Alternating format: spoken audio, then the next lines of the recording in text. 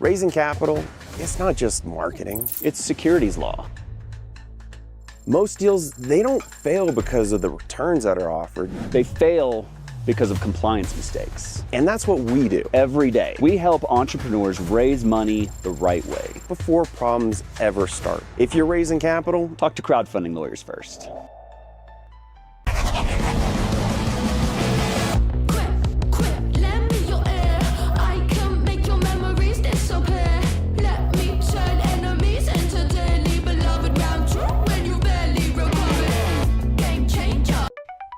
Digital Niche Agency is the top investor acquisition agency.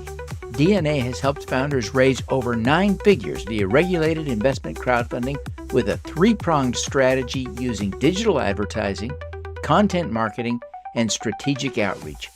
Book a call today.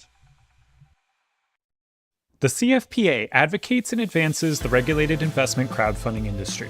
This October, join founders, investors, platforms, and policymakers in Washington, D.C. for the Regulated Investment Crowdfunding Summit. Register now at ricsummit.org.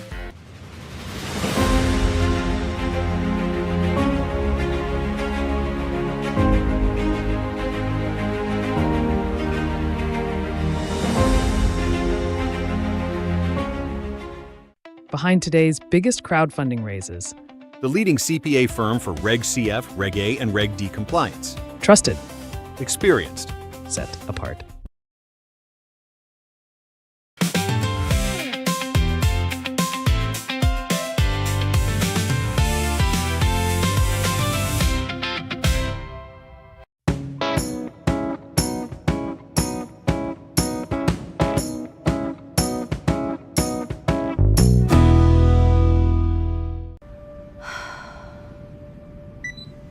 Eureka! How can I save money on a patent? That's it. Menlo Park Patents.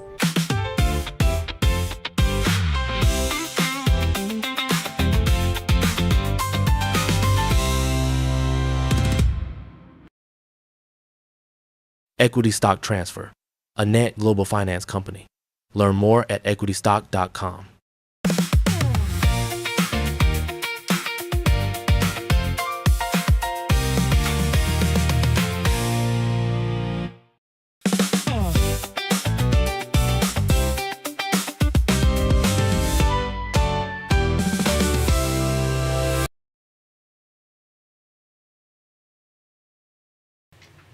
Welcome, everyone. I apologize for the late start. Let's jump right in. We're here for the afternoon session of the SuperCrowd 26 on day one.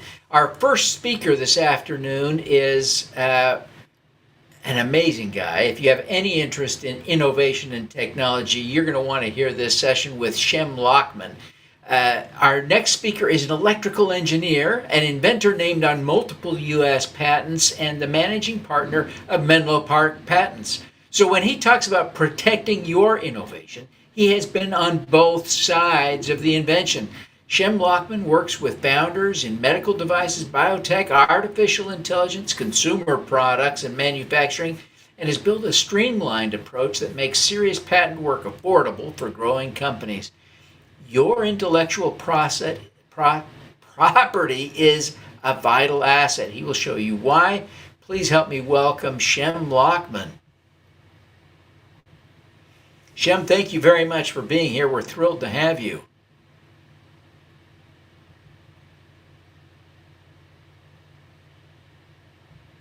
Ecosystem and also be a part of this great 3-day event highlighting crowdfunding as a means to raise capital for new companies that are being built by founders. As Devin said, I'm Shem. I'm the managing partner of Menlo Park Patents. And today I'm going to be presenting on intellectual property and how to leverage it as a business advantage. And I think today I'll start with a short introduction about who I am and how we got started in the IP business. Okay, so I graduated from my master's at Case Western Reserve University with a master's in electrical engineering. And I spun out my first company, which was in the medtech field. I paid a lot of money to a patent attorney. And then I started to mentor other startups as an engineer or their CTO, and sometimes even as their CEO. And I noticed that those bills were $30,000 to $50,000 per patent application. I said, that's ridiculous. Well, along my journey, I met a really interesting entrepreneur that exited his first company right out of Silicon Valley for 9 figures. He was, at the time that I met him, the named inventor on 103 patents. Today it's 113. Those last 10, I'm also named on them. And we basically spoke and vented our frustrations with the IP process, him being really, really a veteran to that process. And really that was the moment that Menlo Park Patents was birthed.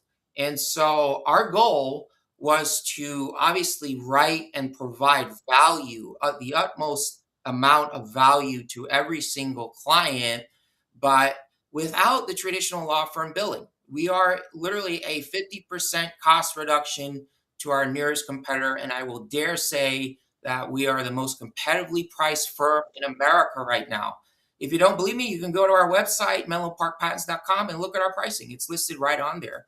And I did that to make it easy for you guys, the entrepreneurs, and even your investors to predict how much something would cost in the IP industry. We service clients in 48 US states. If you know anyone in Alaska or West Virginia, I will write a free provisional patent application for them. So that way I could say I've serviced clients in all 50 states. We are licensed at the USPTO, and the best part, I'm not an attorney. We are patent agents licensed at the USPTO, so we can represent clients in all 50 states federally. Each of my guys have gray hair or no hair.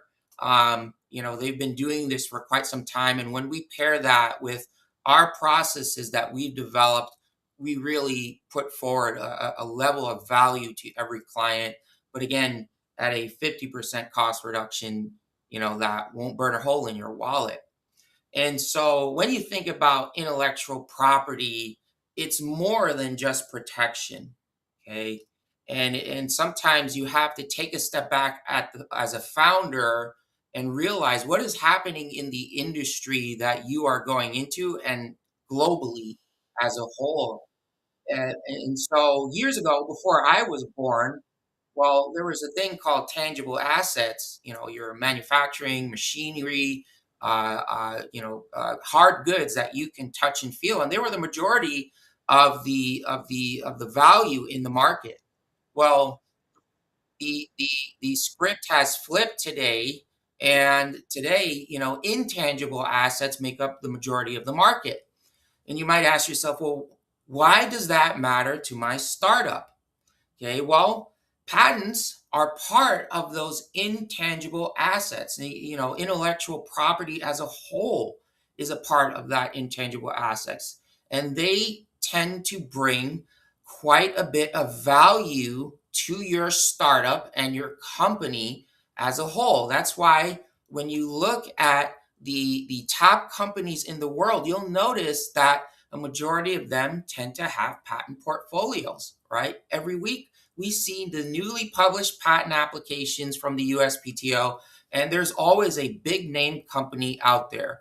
Okay, they've been known to literally create opportunity for your startup that increases your revenue and opens up more opportunity for you to make deals and obviously grow at an exponential rate.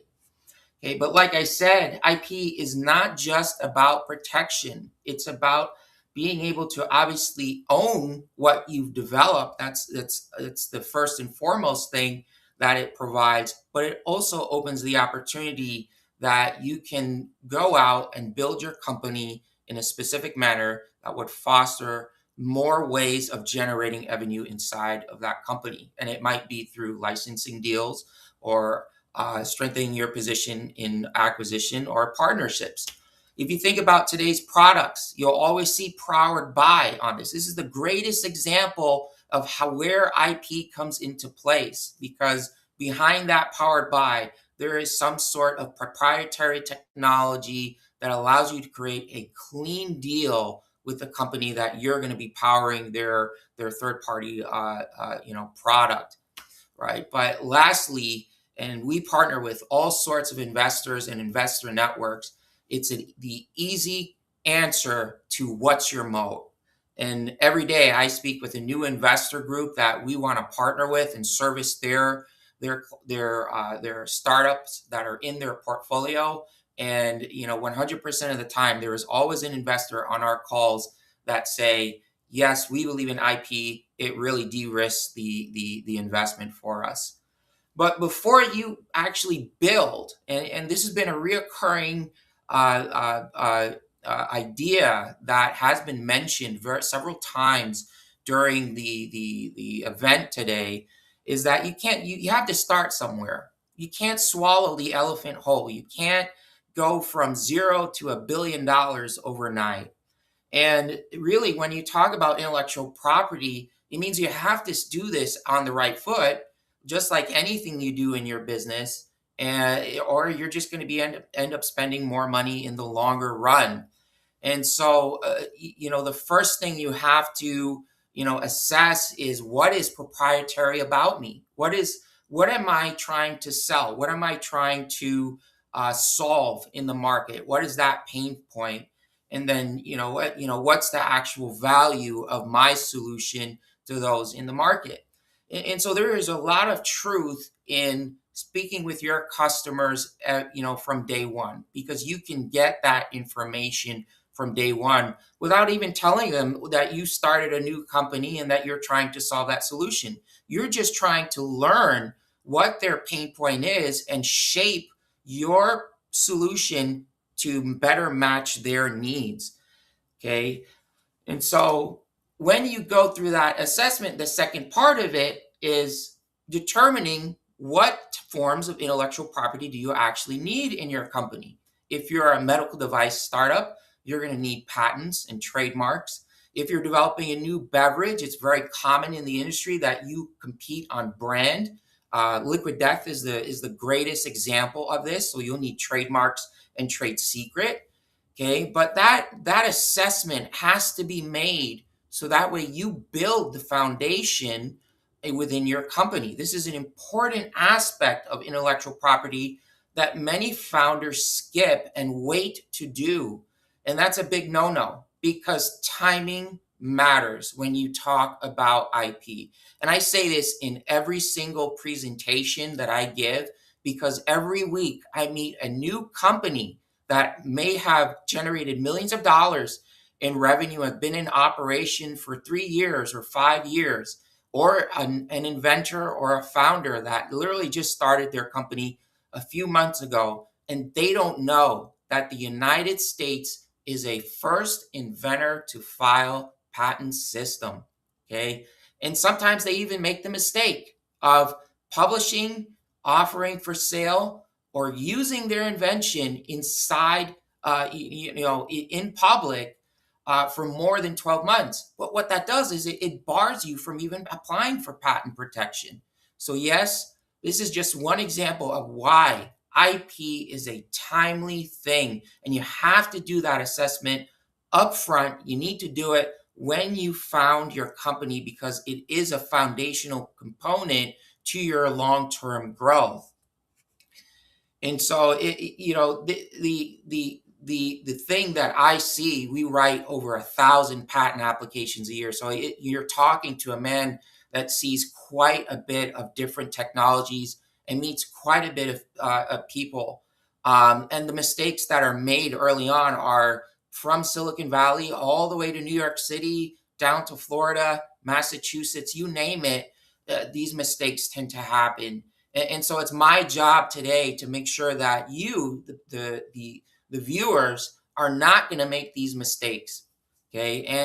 And so that leads me to my next point, that there is a right and wrong way to do intellectual property. Okay. And the wrong way, unfortunately, in my experience, leads the founders down a route that burns a lot of dollars, but produces very, very little traction inside of their respective companies. And the first mistake is obviously publishing without actually filing a patent. Now, when you think about filing a patent, you're thinking, oh, I'm going to have to spend $30,000 to file a patent. No. You don't need to do that. There is something called a provisional patent application. And again, this is just an example that you can file expeditiously and without a huge cost. We write them for $1,500, okay, versus $30,000. And so the idea is that you want to be able to secure your place in line at the patent office, okay? And the reason why I say this is because competition is global. There is a statistic out there that says that there are now more foreign founders and companies filing in the United States than American companies themselves, okay? That lets me know that competition is no longer constrained to just Silicon Valley or New York City or Texas, Austin, Texas. It's global. And so you have to treat it that way as well, okay? And so being late is a no-no, all right? The second most important thing that I can mention today and to really plead my case is, it's not just a singular effort, right? So, in addition to me meeting clients that are a little late to the game, okay, and we have strategies that can solve those issues in some cases, there are also clients that say, hey, I got a one and done. Well, when you think about the progression from going from a company that is at their ideation stage to prototyping to product development to testing to iterating and failing and then entering into the market with an MVP, it takes time.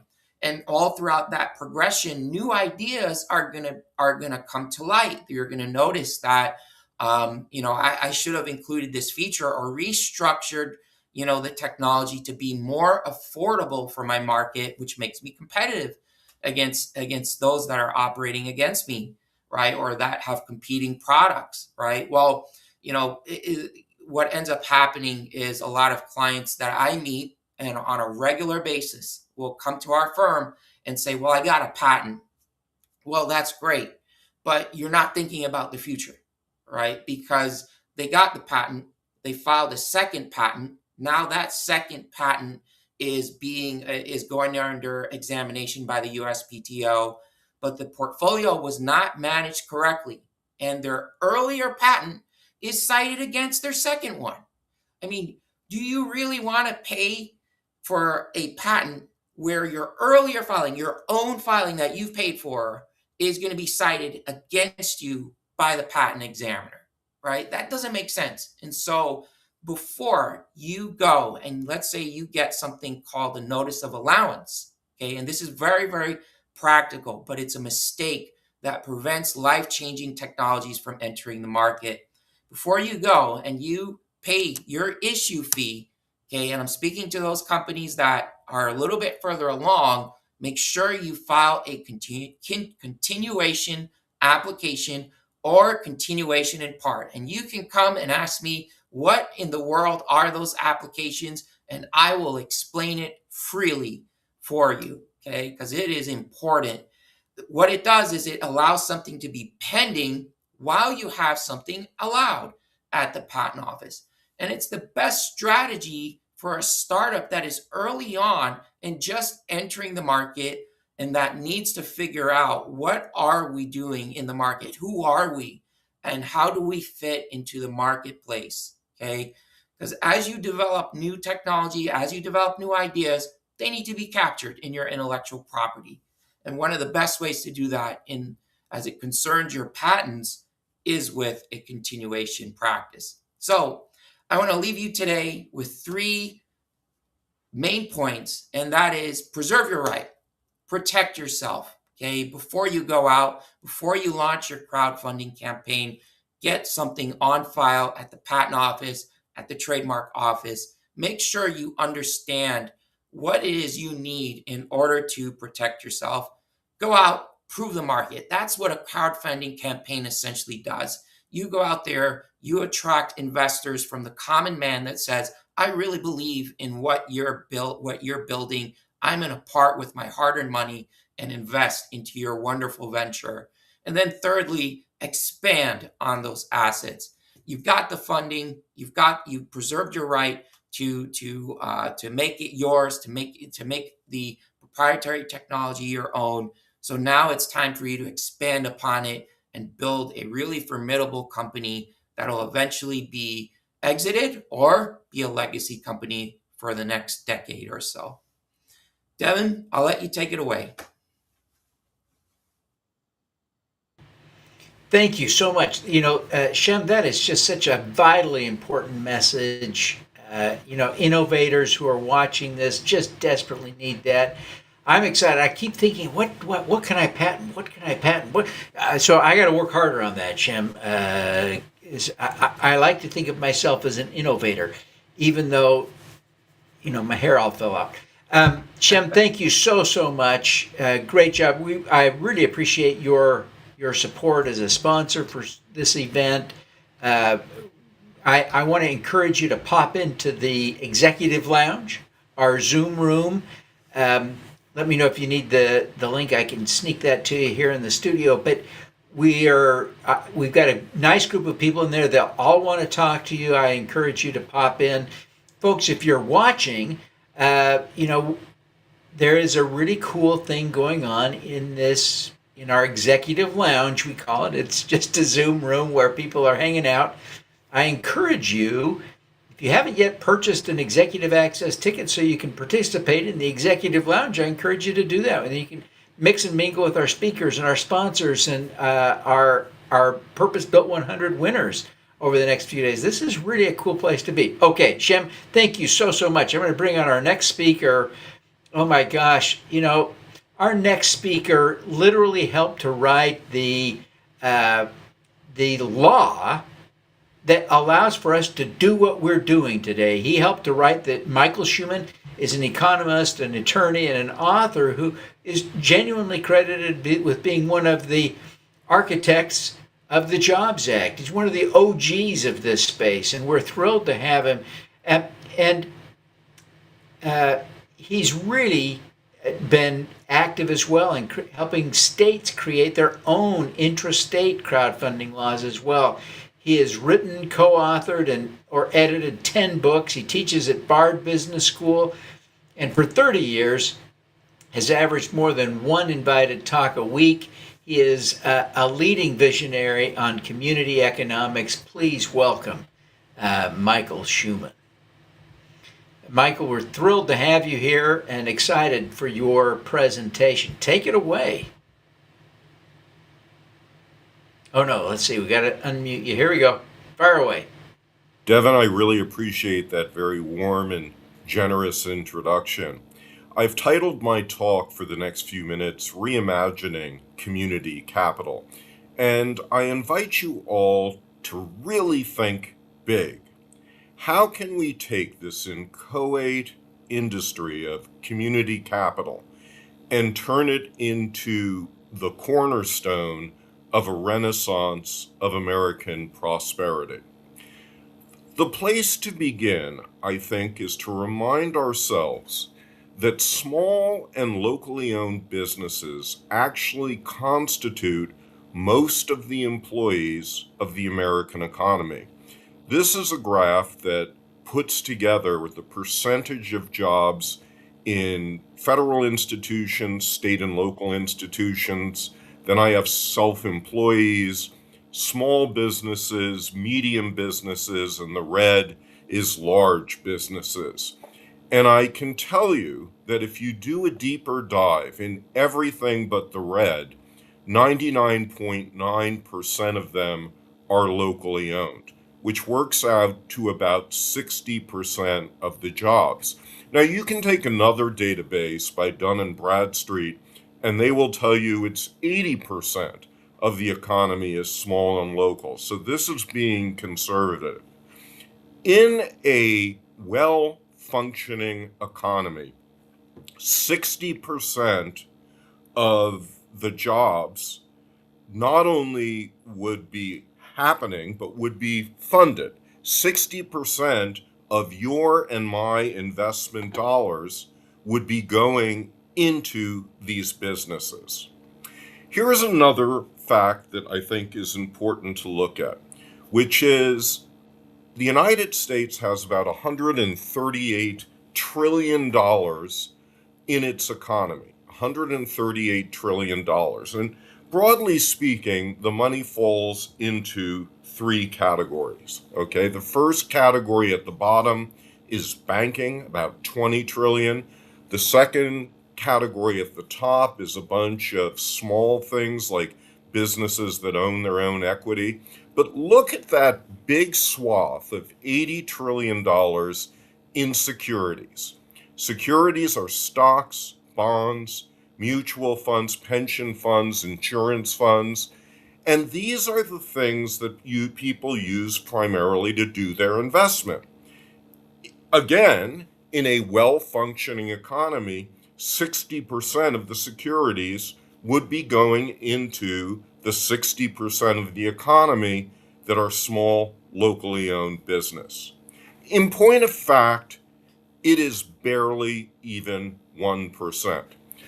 I have asked hundreds of audiences by show of hands how many people who've come to listen to me who talks about small local business, how many there put at least 1% of their savings into small local business. And it is almost impossible to see any hands. What it means is that Americans, even those of us who are committed to small businesses, are systematically over-investing in Fortune 500 companies and under-investing in the local businesses that are critical for our economic and social well-being. Now, here's the good news.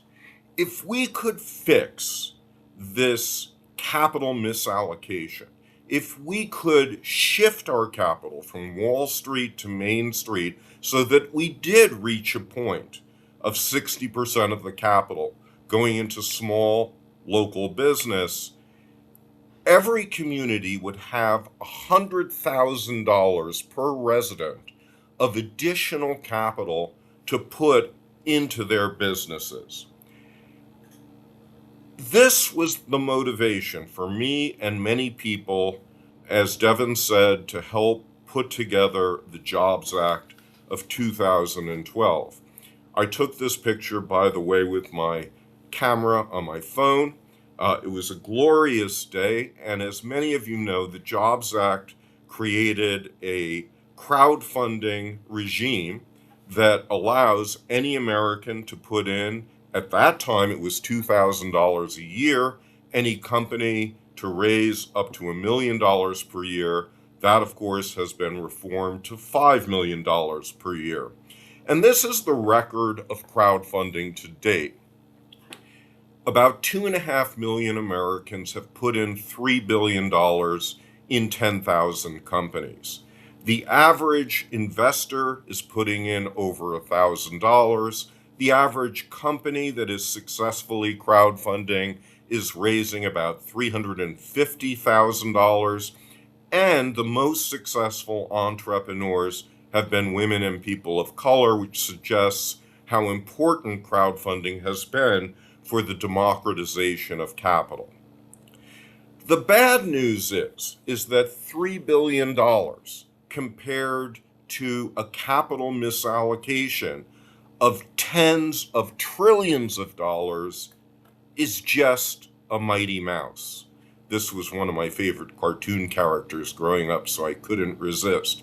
But even if you take a slightly more mature community capital institution, community development financial institutions, CDFIs, there's about 1,300 of those worth about $500 billion. Well, $500 billion is a step in the right direction, but it is still very small. We have to think a lot bigger. And in my mind, the way that we start thinking bigger is to create funds. Here's the thing. We know through looking at Americans' investing behavior, that only a small minority of Americans really are prepared to do all the work of investing in one company at a time, which is what crowdfunding typically is. Most Americans want to put their money in funds. The reason is because the fund manager engages in selection with expertise, manages the company in case anything goes sideways, creates a diversity of businesses so that if one does poorly, you still will not take a loss, and to create liquidity so that you can move your money in and out, which is very hard in a lot of crowdfunding issues.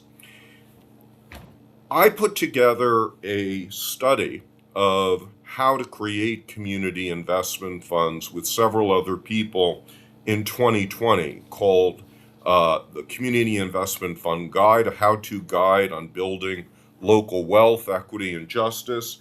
And I encourage you all to take a look at this study. It has been downloaded thousands of times. And here's I think the good news about this, which is that if you go back 10 years, and 10 years ago I helped launch a fund in Western Massachusetts called PV Grows, PV for Pioneer Valley, and it's a food fund that ultimately opened up to grassroots investors and supports dozens of food businesses in Massachusetts. But again, you go back 10 years and you look in the United States overall and you realize we're a country with 10,000 funds, and the number of funds that focus on local business and allow grassroots investors to participate 10 years ago was probably about a dozen. Today, it is closer to 300. So there has been this mushrooming of available local funds in order to manage and create a better ecosystem for community capital. To really expand your imagination of how far this could go, I invite you to visit Nova Scotia, province in the Maritimes in Canada. These two women here run a fund called FarmWorks. In 1998, Nova Scotia passed a law called CDIFs, or Community Economic Development Investment Funds, and it invites neighborhoods to come together and create their own pension funds. And the province was so dedicated to this, they created a serious tax credit for people who put money into these funds. Well, today, there are about 70 of these funds. If the United States had as many, we would have well over 30,000 such funds. FoodWorks has put $11 million into 173 businesses. Now, it is true that the tax credits meant that the government lost a little bit of money. But there was a study recently looking at the number of jobs created compared to how much money the government lost, and it works out not to $1 million a job, which is what communities in the United States were bidding for Amazon. It works out to $500 per job. So we know that this is a cost-effective way of doing economic development. It is not inconceivable that every community in the United States could have a fund like FarmWorks. But it doesn't necessarily have to be about food. I've been working with this guy, Larry Agrin, to create a fund in the city of Irvine focused on solarization. A few fun facts about Irvine. Irvine has a population of 330,000 people, and Larry commissioned me to write a report for him about just how difficult it would be to solarize every business and every house in the city of Irvine. And here are the results of that study. Over the next 20 years, the city of Irvine and its residents and businesses are expected to surrender to the local utility, Southern California Edison, about $58 billion. The cost of complete solarization is $16 billion. That means that the city could save $42 billion. And if you look at the economic impact of this and do just a rough estimate, every $1 billion saved, if you run it through an in-plan kind of regional economic model, generates about 21,000 jobs and generates $15 to $25 million in new local taxes. It is the most significant economic development initiative that Irvine would have ever or will have ever initiated. At the core of making this work is creating a fund that local investors could put money into. And you're welcome to write me to get a copy of this study, but the fund sets a ceiling on how much a given ratepayer pays. The city owns the solar equipment for 10 years until the resident pays the city back. Basically the amount that the equipment costs plus 8%. And this kind of fund would pay investors about 7%, and at the end of 20 years, leave the city with about a $50 million profit. I think that's a powerful financial model we could bring to every city in America. In order to accomplish this, look, we could do this with nothing else except what we're doing in Irvine.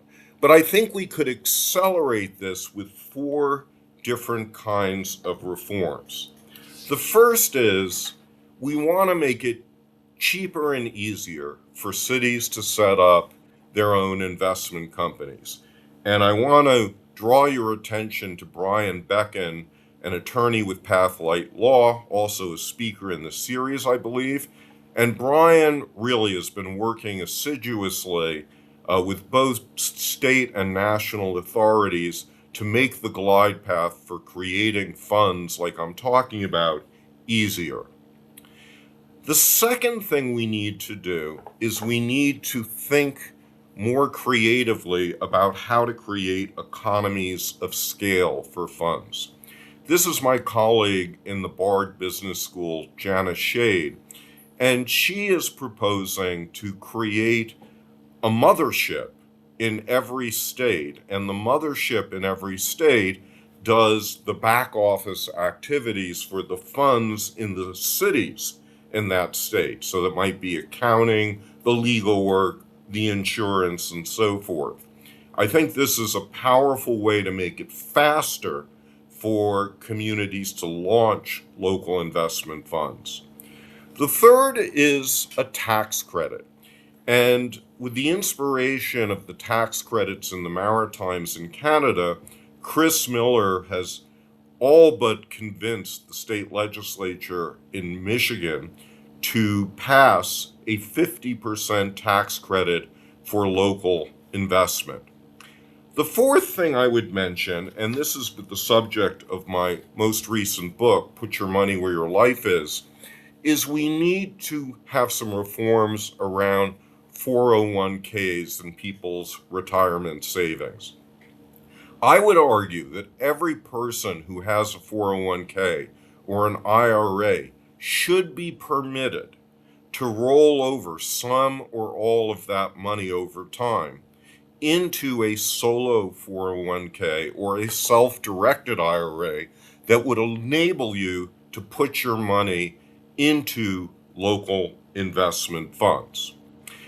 The last point that I'll make about all of these recommendations is they are either no cost or low cost. And remember that the fund that I'm proposing in Irvine actually makes money. They are relatively easy to pass. They really are just regulatory reforms. And in almost all these cases, you could assemble a bipartisan group of politicians to favor them. It's interesting that both the Democrats and the Republicans in the Michigan state legislature have passed and supported different versions of this 50% local investment tax credit in Michigan. Where I'd like to leave you is with one of my favorite authors, Francis Bacon. And Bacon did a lot of his writing and speaking more than 500 years ago. And Bacon reminds us that things that never have been done never will be done except by means that have never yet been tried. Let's do it. Thank you very much. Fantastic. Thank you so much for being here. We're just thrilled. Michael, thank you for your insights. I am just excited about what you are bringing to the table. And what a great conversation. What a great presentation. I was telling you beforehand, I'm excited that I no longer will have to be jealous of your solar panels starting Friday, because I'll have my own. But thank you very, very much. Appreciate your comments. Give me a moment now to introduce our next speaker. We spend $2.89 trillion a year defending against threats after they arrive, and a fraction of that preventing them, even though the returns on prevention dwarf almost anything in a conventional portfolio. In this talk, Laurie Lane-Zucker, who coined the term impact entrepreneur in 2011, draws on his new book, The Impact Entrepreneur Breakthrough, a field manual for the regenerative economy, to reframe security itself as an investable asset class. From pandemic preparedness to returns that returns over $1,000 on the dollar, to conflict prevention, ecosystem restoration, disaster resilience, delivering double and triple digit multiples. He'll introduce the prevention dividend and his framework for a defense as a service, a regenerative alternative to the militarized security paradigm. Come for a fresh lens on where durable and high conviction impact capital should be flowing next. Leave with a field manual for building the resilient economy. Laurie, thank you so much for being here. It's just a thrill to have you. We're excited. Excited to hear you. Thank you so much. Can you hear me okay? Absolutely. All right, great. No, it's a real pleasure to be here and participating in SuperCrowd26. Let me see if I can work this and get my slides up here.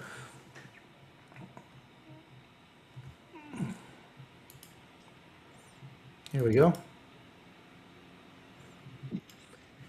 All right, tell me when you can see that. I assume you can. Yes, okay. Great. I want to start.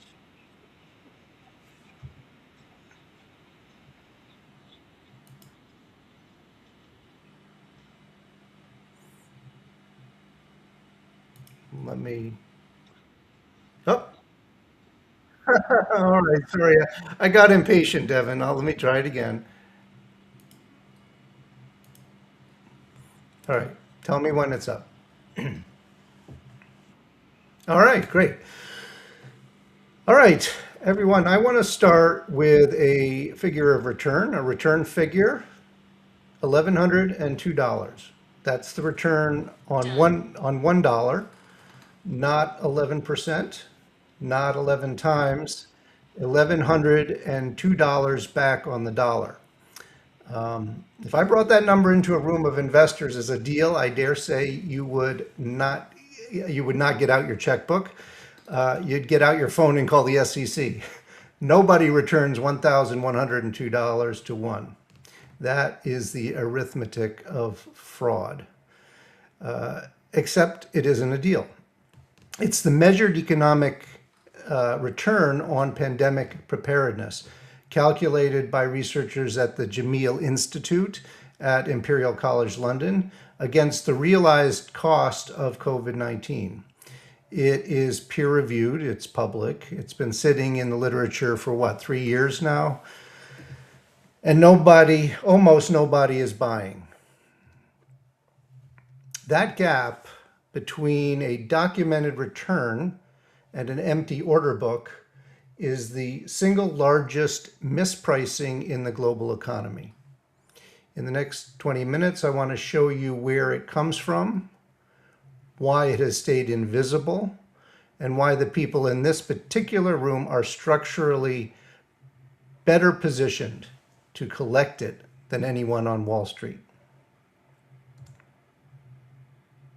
1 week from today, on September 1st, Barrett Kohler publishes my book, The Impact Entrepreneur Breakthrough, a Field Manual for the Regenerative Economy.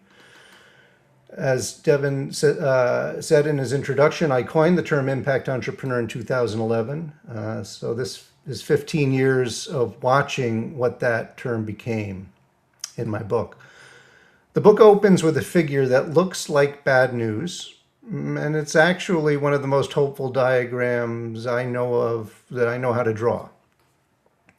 4 things are converging: climate destabilization, ecological collapse, social fragmentation, democratic erosion.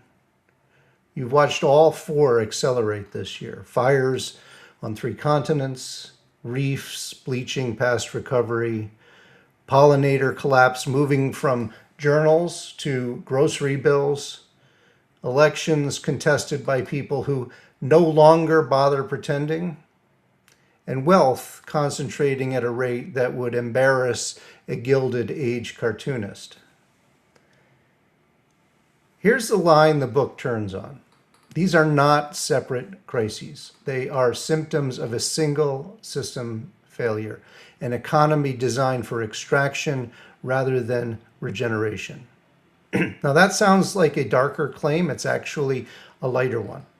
4 crises mean 4 wars, 4 budgets, 4 coalitions, 4 chances to fail. 1 system failure means 1 leverage point.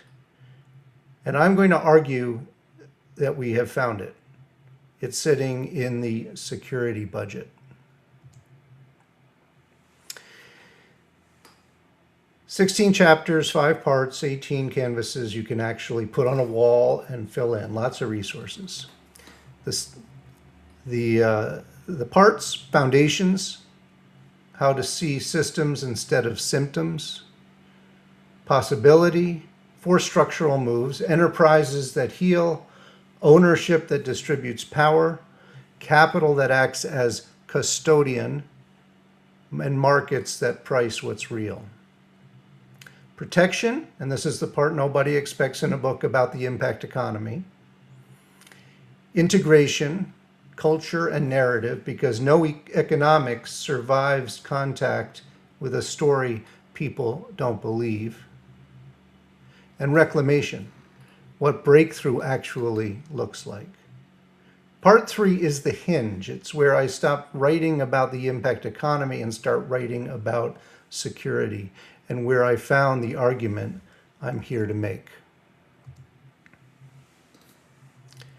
Last year, Devin already presented this figure in his introduction. Global military spending reached $2.89 trillion. That's SIPRI's number. They're the Stockholm International Peace Research Institute. That's from 2025 data. Now hold that next to a simple question.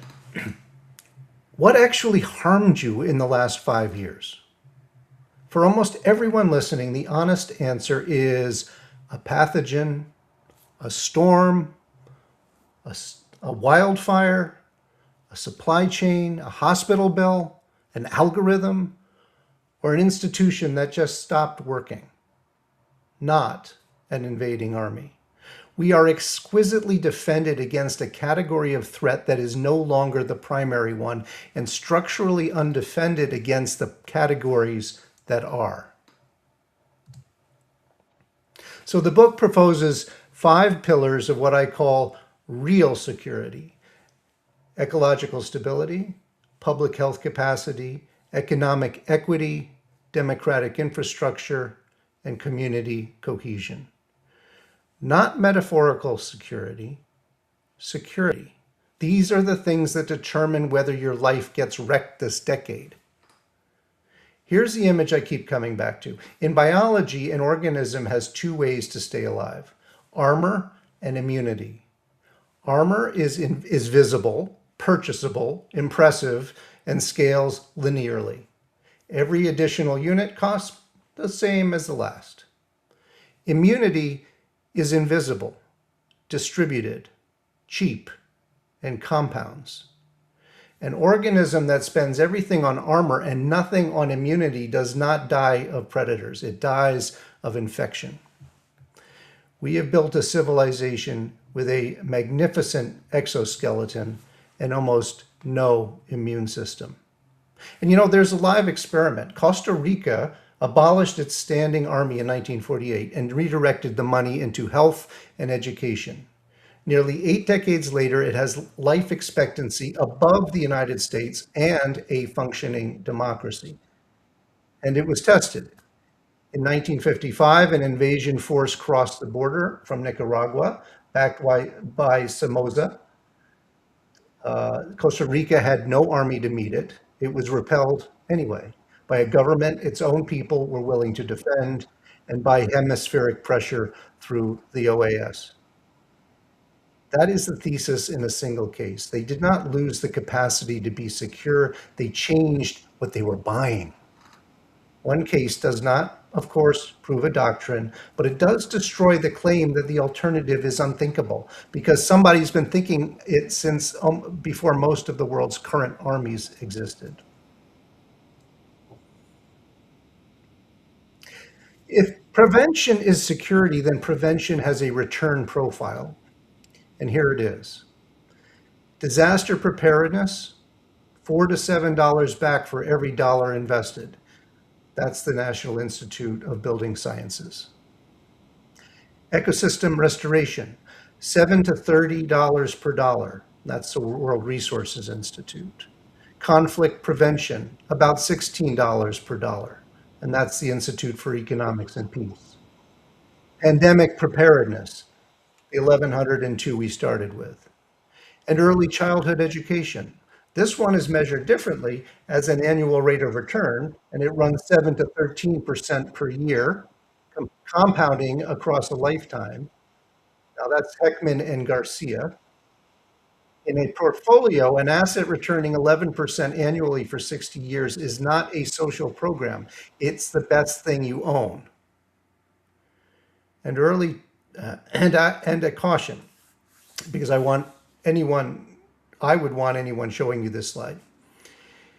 Those 5 are not all the same kind of number. 3 of them are benefit cost ratios. Early childhood is an annual rate of return, and 1102 is an averted loss estimate measured against what COVID actually cost. They're different instruments. They all point in the same direction. And I call this cluster the prevention dividend. Now, the striking thing is not any single number. Individually, they're all contestable, and I'd expect everyone to contest them. The striking thing is consistency. Hydrology, epidemiology, ecology, geopolitics, developmental psychology, 5 fields that share no methods, no journals, no conferences, no funding streams, and all 5 independently find that acting early beats acting late by margins that would be considered implausible anywhere else in finance. When 5 unrelated disciplines converge on the same shape of answer, that's not 5 findings, that's 1 law. So the returns are documented. Why isn't capital moving? Why? Here's why. You know the photograph, the man on the roof, water at the eaves, the helicopter cable coming down. It's one of the most reliably moving images our culture produces. There is no photograph of the flood that didn't happen. Prevention's entire product is a catastrophe that fails to arrive. And a non-event files no claim, cuts no ribbon, holds no press conference, and generates no constituency. But for this audience, there's a sharper version of that problem, and it's a capital markets problem. A dividend requires a shareholder. Who owns the flood that didn't happen? The homeowner who wasn't flooded doesn't know she's a beneficiary. The insurer who didn't pay out records it as a good year. The city that didn't declare an emergency shows nothing on the ledger at all. The prevention dividend is paid to everyone, which in capital terms means it's paid to no one. There is no cap table for a non-event. That is the whole mispricing. In one sentence, conventional capital cannot collect a return it cannot attribute. Which brings me to the diagnostic and to the number I actually want to leave you with. The prevention ratio is the proportion of an institution's security-related spending directed at root causes versus reaction to symptoms. Almost every organization that runs the calculation for the first time discovers the same thing. They are somewhere between 80 and 90% reactive. 10 to 20 cents on the dollar going upstream. Cities, companies, health systems, foundations, nations. Nobody chose that. That's what's remarkable. No board voted for a 90-10 split. It accumulated one urgent decision at a time because reaction is always the thing on fire and prevention is always the thing that can wait a quarter. Every institution has a prevention ratio the way every person has a blood pressure. It exists whether or not you take the reading, and almost nobody takes the reading. Making it visible is most of the work. The ratio diagnoses where you stand. The dividend quantifies what you gain by moving.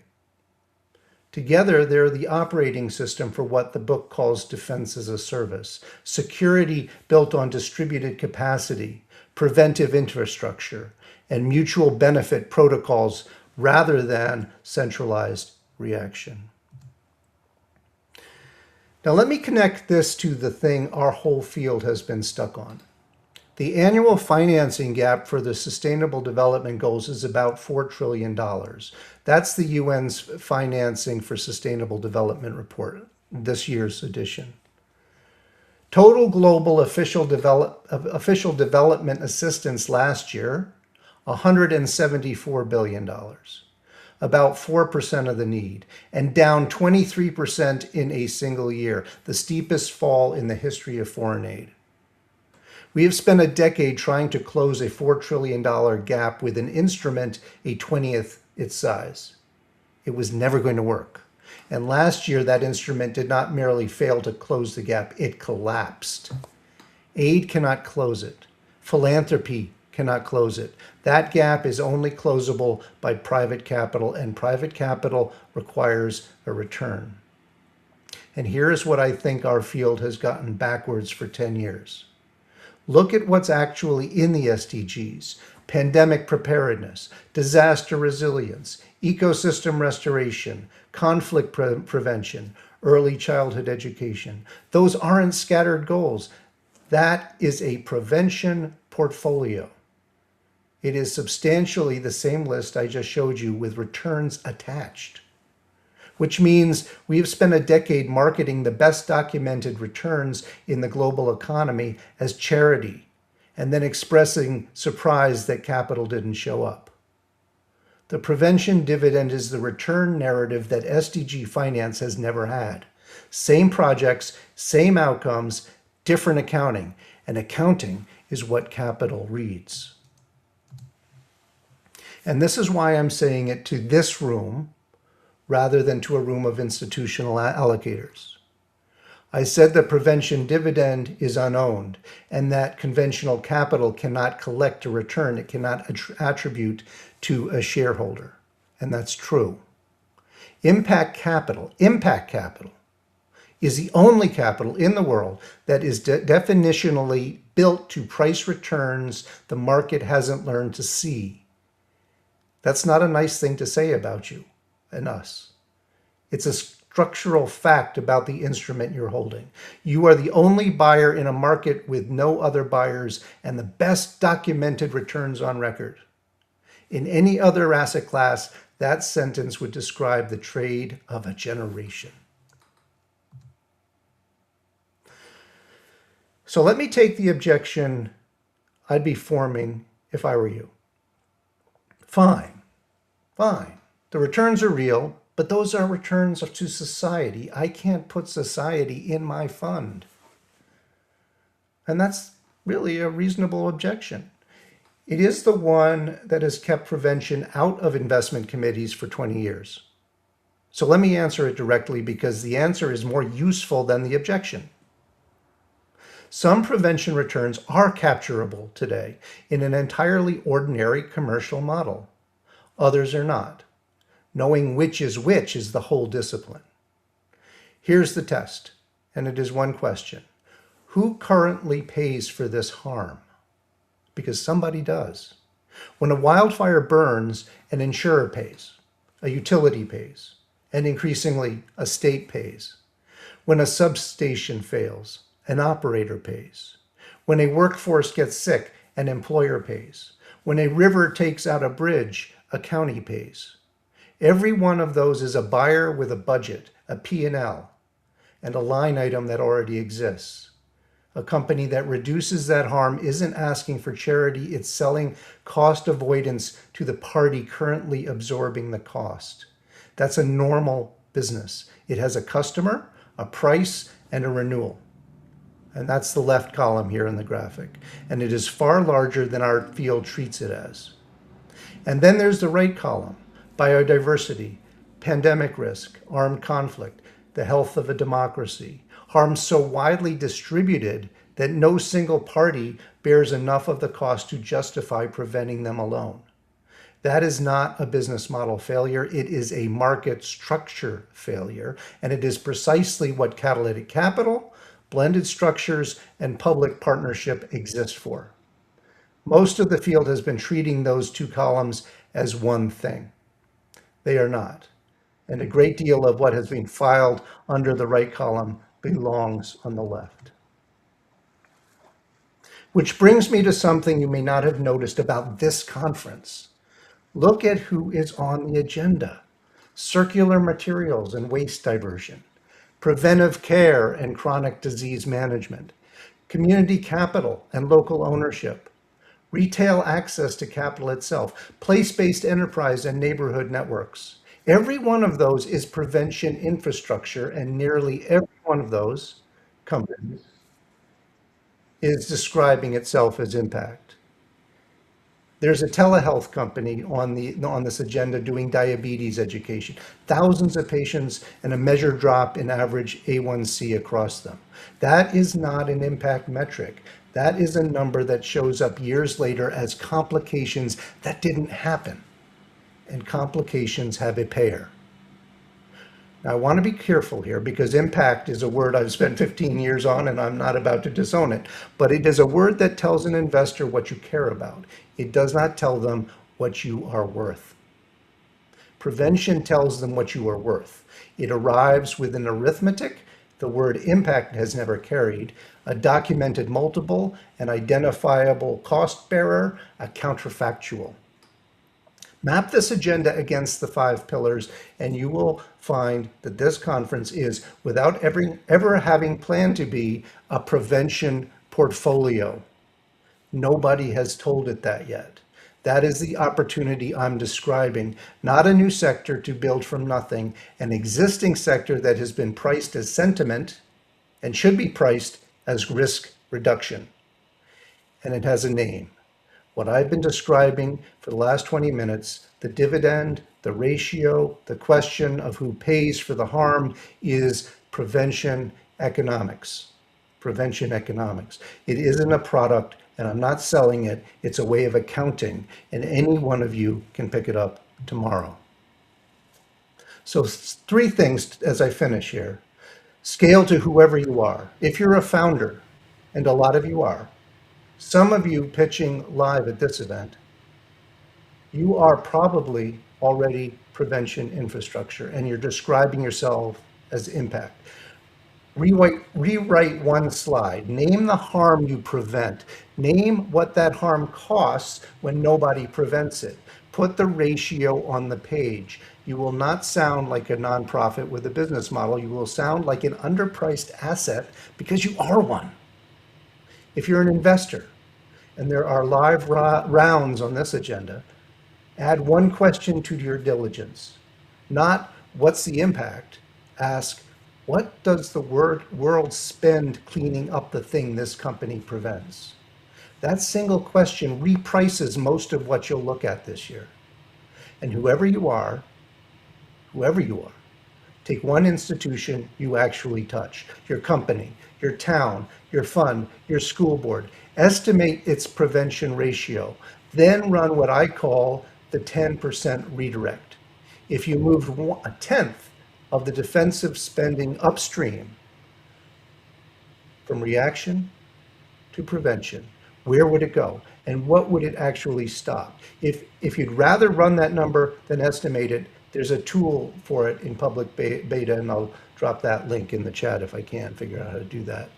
That's it. That's the whole ask. Not a revolution, a reallocation, and a rounding error at that. In ecology, an ecotone is the boundary where 2 ecosystems meet. The marsh edge, the forest margin, they're the most turbulent places in a landscape and the most biologically productive because 2 systems are exchanging. We're standing in one. One economy is failing and another is assembling inside it, and everything feels unstable because that's what an ecotone feels like from the inside. The best returns available on this planet right now are attached to the things that keep it habitable. That's not a moral claim. That's arithmetic that 5 unrelated sciences agree on. The only reason nobody's collecting is that we've never learned to photograph the disaster that didn't happen. Let's go collect anyway. Thank you. Fantastic. Laurie, that was just riveting. Oh my gosh. That, what a reframe. I just love that. Thank you so much for being here. We just love that message. Just really profound. Thank you so much. We're going to shift gears now quickly. I want to introduce our moderator for the next panel, and I'll task him with introducing the rest of the panel. But this is going to be a great discussion, a continuation really of what Laurie was talking about. We call it the false trade-off, debunking the myth of profit versus impact. So our moderator will be Craig Jonas, and Craig is the CEO and founder of CoPeace. I've gotten to know Craig over the last several years. He's just a great human being, but his holding company invests in impact businesses and is thriving and growing and proving every day profit and impact can go together. So with that, I'll bring Craig onto the stage here and along with the panelists, and we'll get going. Thank you so much. Thank you, Devin and Laurie. That was outstanding. You're preaching right there. I like that. That was really good. And we're honored to be following that up. And with our esteemed panel we've got here today, we've got Dana Sather Robinson, we've got Brian Christie, we've got Leah Bouhelier-Gautreau, and Maria Springer. And I'm going to let everybody introduce themselves, and then I've got a question for everybody to answer as they're done introducing themselves. Go ahead, Dana, why don't you start? Hi there. Well, thank you so much for including me on this panel, Craig. I'm really excited. My name is Dana Sather Robinson.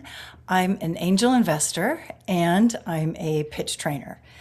And the question that you wanted us to talk about was this, how a bigger impact can add value to a company. And I've seen that happening because I'm a member of an angel group that invests in climate tech.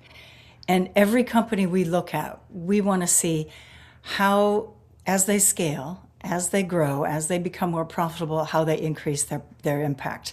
And one company that I was really excited about is called Tidal Vision, and they make a positive impact for customers. So as they grow and as they make money, but they also make a positive impact for their suppliers because they're using product that otherwise would have been landfilled. So their suppliers love working with them and their customers love what they can do. So that's the kind of companies I really appreciate. That's cool. Coming to you next, Maria. I know you challenged our group to be unique and authentic and to leave something behind. Thank you, Greg, and I love your background, by the way. I see some people I truly admire there. So my name is Maria Springer, and I'm the founder and CEO of Capital Department. We are a fundraising advisory firm helping early stage startups raise capital. We've raised over $300 million to date. And by way of background that's a bit relevant for today is that I did complete my MBA at the University of Oxford as a Skoll Scholar for Social Entrepreneurs, which was endowed by the Skoll Foundation. Very cool. Thank you, Maria. We are looking forward to learning from you. I've had the opportunity to kind of learn what you do on the crowdfunding space, and you make it happen. Brian. Yes, thank you. Nice to meet everyone. I'm glad to join another one of Devin's organized events. I have been attending his events since sort of inception, and it's been great. So I'm Brian Christie. I'm vice chair of the Crowdfunding Professional Association. I'm also co-founder of the Biotech Funding Portal, which is a Reg CF funding portal focused exclusively on life science companies. How about you, Brian? What are some examples of real life that you've seen that you can convince our crowd that the impact helps boost the bottom line? Yeah. So I want to be a little bit maybe provocative or even contrarian here and say Come on. I'm going to mention a company that people don't think about. And I would say that as we're looking at sort of this trade-off that takes place between different shareholders, different stakeholders, and different elements of a business, I would say early Amazon is actually one that was very impact focused since early days. And I'm talking about 1997 Amazon. And that's a time when Bezos was basically saying, we're going to create the most value possible for our customers in terms of selection, prices, convenience, and to hell with the shareholders. Was his initial sort of salvo after he became a public company. So I'm going to throw that out there as one we can talk about a little bit That later. is extremely provocative, I would say, and maybe not one that my kids would agree with, but they weren't around during some of the early stages of the Amazon mission. Leah, my wife was born in Paris. I was working on your name. I didn't quite get it, but introduce yourself and talk about an example from your perspective. You're actually one of the very few people that can say my first name properly. So thank you very much, Craig, for I know you put a lot of work behind that.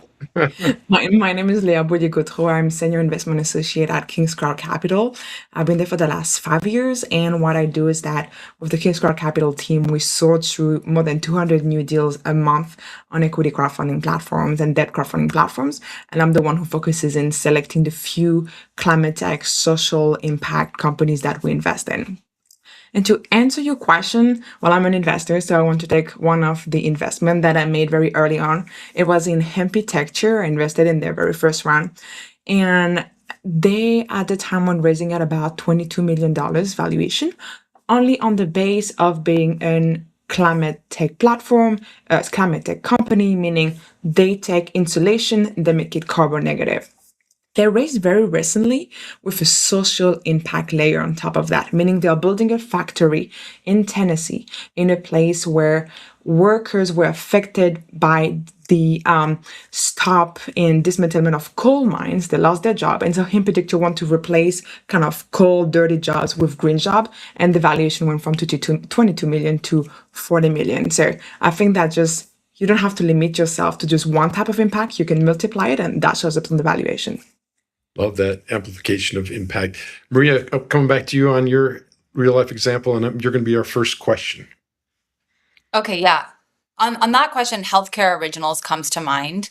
I think Leah must know them as well. The CEO, Sharon Samjit Singh, is building a consumer health platform to help people with COPD, asthma, and even stroke recovery.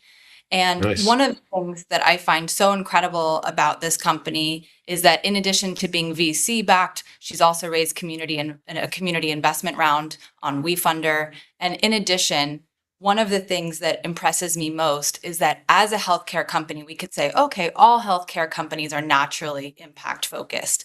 But what she has done is actually negotiated contracts that incentivize health outcomes. And so she doesn't get paid when people get sicker. She gets paid when people get healthier. And that's something I really admire.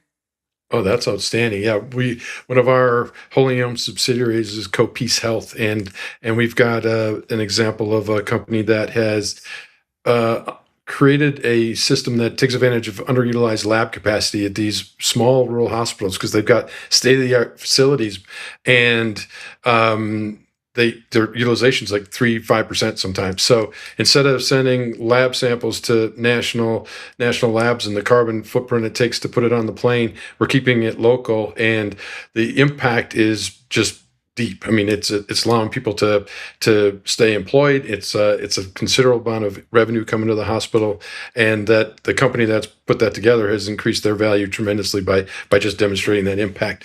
Our first question comes to you, Maria. What do traditional investors misunderstand about impact companies, and what do entrepreneurs misunderstand about investors?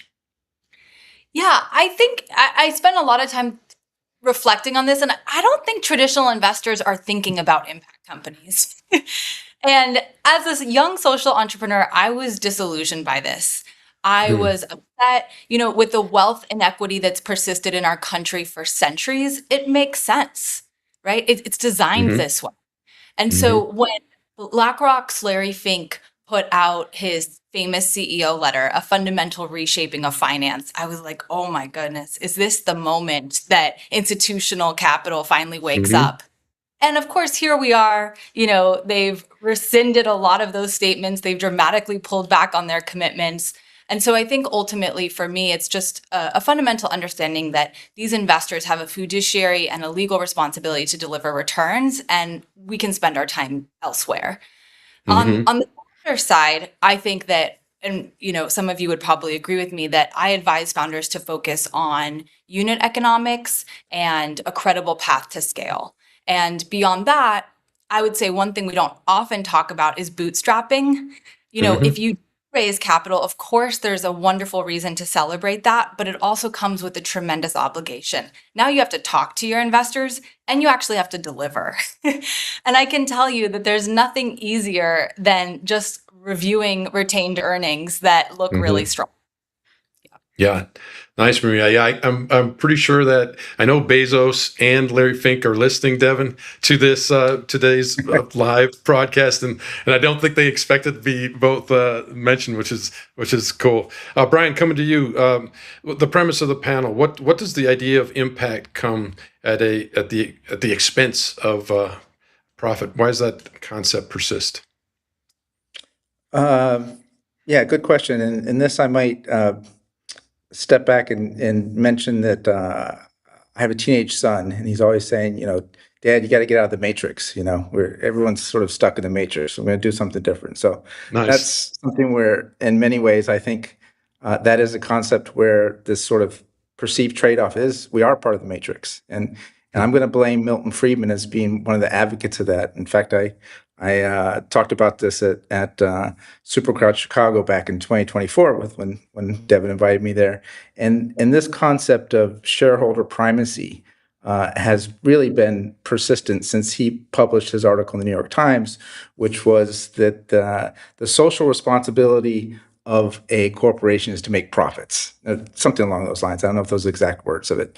But he, along with others, and the whole school of thought that came out of the University of Chicago, was focused on really saying the shareholder investors that's who has sort of the most standing, and the job of the corporation is to basically pump out profits that will pay them off, and everything else is a trade-off that shouldn't happen.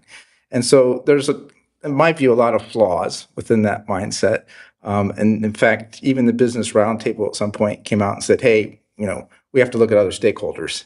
And so I think that gradually there's this movement toward people saying we need to stop looking at shareholders as being shareholder primacy and look at all stakeholders. And I think even movements like what you mentioned the other day, that you run a B Corp, the fact that even has to exist is in part because of all the momentum and mindset behind the whole shareholder primacy concept. So the fact that we're even talking about things like regulated investment crowdfunding is sort of a pushback against a lot of that in terms of making ownership more available to everyone. So anyway, there's a lot of things I think that persist that creates people have those trade-offs in their mind, because there's been 50 years plus of sort of an indoctrination into themes that really focus exclusively on shareholders. So hopefully we can start getting away from that. Yeah, well, and I would argue that if the true cost is included in the shareholder value, I think that one of the things that Laurie was talking about, it comes into this calculation, and then all of a sudden, it's not the shareholder value should include all that other stuff that we just made our world in a dirty place. So I think if that's truly valued in the way that is inclusive. And on the bottom line side, then it's a different calculation. So I agree with you, Brian. Dana, you teach people how to tell stories. How important is the story to the impact investing landscape and the debunking the myth of impact versus profit? Yeah, I think the story is vital. The story is what helps founders connect to customers, connect to investors, and get referrals. Because people share stories with one another. We don't remember, the list of features or the numbers or the spreadsheet, but we'll remember, hey, this is the story of what they're doing. And that's what gets people excited to get referrals. It's especially important for founders to think about their story that they want for customers and for as well as investors, because it's really easy for founders to get very caught up in what they're building, which is normal. We love to talk about what we're working on. But product features and the things that we're building don't get customers excited. They don't get investors excited. It's the outcomes that people want to hear about. And this is where it's important to think about, what's the story behind this? What am I building? I have a great example. There's a founder called Charlotte with Reearthable. And she tells a great story about replacing plastic. And when she pitched at a huge event, there were a lot of, hundreds of people there. She was then, had a line of people talking to her, and it was potential customers, it was partners and investors. So having that story that people can go, oh, wow, that's exciting. That's what gets action. Yeah, we've had some confusion in the marketplace about CoPeace. I think it's been an intriguing name, and it hasn't always been clear that we are a for-profit entity, that we want the returns so we can amplify the impact like we're talking about here. So we are in the process of kind of rebranding ourselves a little bit to CoPeace Capital, and we've had a person help us with our story, and it's so important, and the emotional part of the story is a key. Leah, coming to you, how does impact show up financially? And what do you teach people at Kingscrowd? How to make a nice story out of numbers, but I'm going to try my best. I'm not a storyteller, I'm a numbers person, so I got a lot of data for you. Great today. Let's start with revenue. So here's what I did. I took the sample of companies that started raising online, raising equity. So safe convertible notes, equity since the beginning of 2025, so in the last year and a half. And I'll ask myself, are maybe companies with an impact, let's say, generating more revenue? Well, actually, yes. Social companies, social impact companies, it was a sample of about 42 companies, generated an average of $3.2 million by the time they raised versus $2.8 million for climate tech companies and $2.4 million for no impact companies. So we have social impact. And the time these companies were raising, they were generating at least 1 million more in average than no impact companies. So that was the first very interesting finding related to the sample that we have available to us for investment in equity crowdfunding. The second question was, what about the valuation? All these companies raising at higher valuation, now they're worth more than non-impact companies. Well, actually here, the winners are climate tech companies. They were raising at an average valuation that is twice higher than non-impact companies, and a median valuation that is 50% higher than non-impact companies. I mean, there's a true value that is created, and I think that people know that climate tech companies are not just there for impact, they're there because they're cutting costs for their customers. They're there to stay because the climate problem is here to stay and it's only worsening. And people are aware of that. There's actually a study that shows that 50% of Americans are extremely worried about climate change. But only 10% of Americans think that their neighbors is extremely worried about climate change. So we're all worried about it, but we don't think that other people are worried about it. And the last point that I wanted to go to, and that really shows that people are worried about climate, is how much money are they actually putting into climate tech investments? Well, in the last 2 years, they were putting an average of 1.5 million in climate companies versus only 700,000 in non-impact companies. And when you take the median, it's even better because it's climate tech company raised a median amount of $300,000. So $300,000 for climate companies versus $1,250 for social companies versus only $100,000 median amount raised by non-impact companies. So climate tech companies have been raising 3 times more the median amount than non-impact companies. I live with these numbers. I think the numbers just tell the story themselves. And I don't have a fun story, but I think the numbers just do the job for me that people want to invest in impact, and these are actually good deals. Well, what's separate? I think those numbers are a great story, Leah. And what separates a genuine impact business model from a profitable company that just happens to be socially impactful? It's I think whether the business is the product impactful itself, or they're just something that they're doing it for fun. And there's 2 ways for investors to understand whether a company is truly impactful or it just has an ESG layer. And actually in our database, is something that we separate when we classify companies. The first one is scale. Think about the company scaling. Is the company scaling going to scale the impact proportionally? If it's just a donation, or let's say a sustainable packaging that we're using for meat or whatever, it's not really going to scale the impact. But if we're thinking about a company that is selling, let's say, natural fertilizers for regenerative agriculture, then you're going to scale the reduction of chemicals in agriculture. But where it's really most revealing, the test that investors should be doing when they're thinking about whether a company is really impactful is what happens when a company goes wrong. What happens where the money and the revenue starts diminishing? Is the impact still going to be there, or is the company going to try to save money and cut the impact? And this is how you kind of really differentiate whether a company is truly impactful or not. Interesting. And we've been struggling. We get challenged often with people talking to us about exits and say, okay, we've got this impact company. What happens if somebody buys them and the impact is lost? And our discussion usually is, hey, we want to embed the impact in such a way that the business doesn't make sense unless it's this kind of impact driven company. Maria, I'm coming back to you to just kind of talk about, you have some great examples that you helped blow on the embers and succeed in WeFunder. Can you kind of talk to this same point from your perspective? Yeah, I think both Dana and Leah have really hit the nail on the head here. That I think one of the reasons why impact is probably raising more or generating more revenue, it sounds like, is one, they know that raising money online through community investment rounds is going to resonate, right? Because if you're raising money from people, accredited and unaccredited investors. You want to make sure that you are selling, right, something that they're going to understand and relate to. And so we do find that healthcare companies, biotech companies, robotics companies that are, advancing cancer care, resolving really tough issues around women's health, that are looking at rare diseases, et cetera. They can find their community online and sell that opportunity. Nice.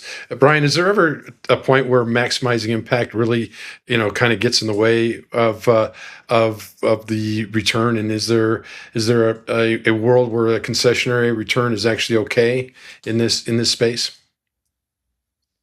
Well, yes, maximizing impact can definitely be a trade-off if you're, but I would sort of argue, and this gets back to the whole concept of how you frame the profit motive and going to who's profiting, but also I think that there's also another layer that we need to look at, and that's really sustainability. Because if you're maximizing profit, you are really potentially extracting from enough to keep the business healthy. So business has to be healthy long term, and in order to make an impact. And so these are we'd be sort of foolish to say that there's never a trade-off between these things. But the question isn't really where the trade-off occurs and when it occurs. I think the question is, as say an investor who's looking to invest in a company or a manager who's running that company, there's value created, and there's ways to sort of move that value around to all the different shareholders or stakeholders, not shareholders. And so sometimes that might mean pushing more value in the form of in terms of salaries to employees, because that's going to create more value because you're going to have less turnover, or you're going to have more loyalty to the business, and that actually could create long-term cost savings. So that's sort of an internal metric and a way to look at it. But the point is that as managers and executives, companies, you're always trying to balance between all these different stakeholders. And if we even go back to the Bezos example, he really benefited the users at the expense of the first investors. And he said he was going to do it because he's going to create a moat of long-term business, and that's paid out. Now, again, I'm talking about 1997 Amazon. I remember. And then, and even later you could say, well, it's a good example because there's various stakeholders, and now to keep the costs low, maybe there's a lot of criticism about not giving employees what they really should have, and doing things. So that's a whole different group of stakeholders who. So now, is it an impact company if you're making those trade-offs? And there's some beneficiaries, but on the other side, there's some people who are suffering. So again, it's always sort of a balancing act between these different elements.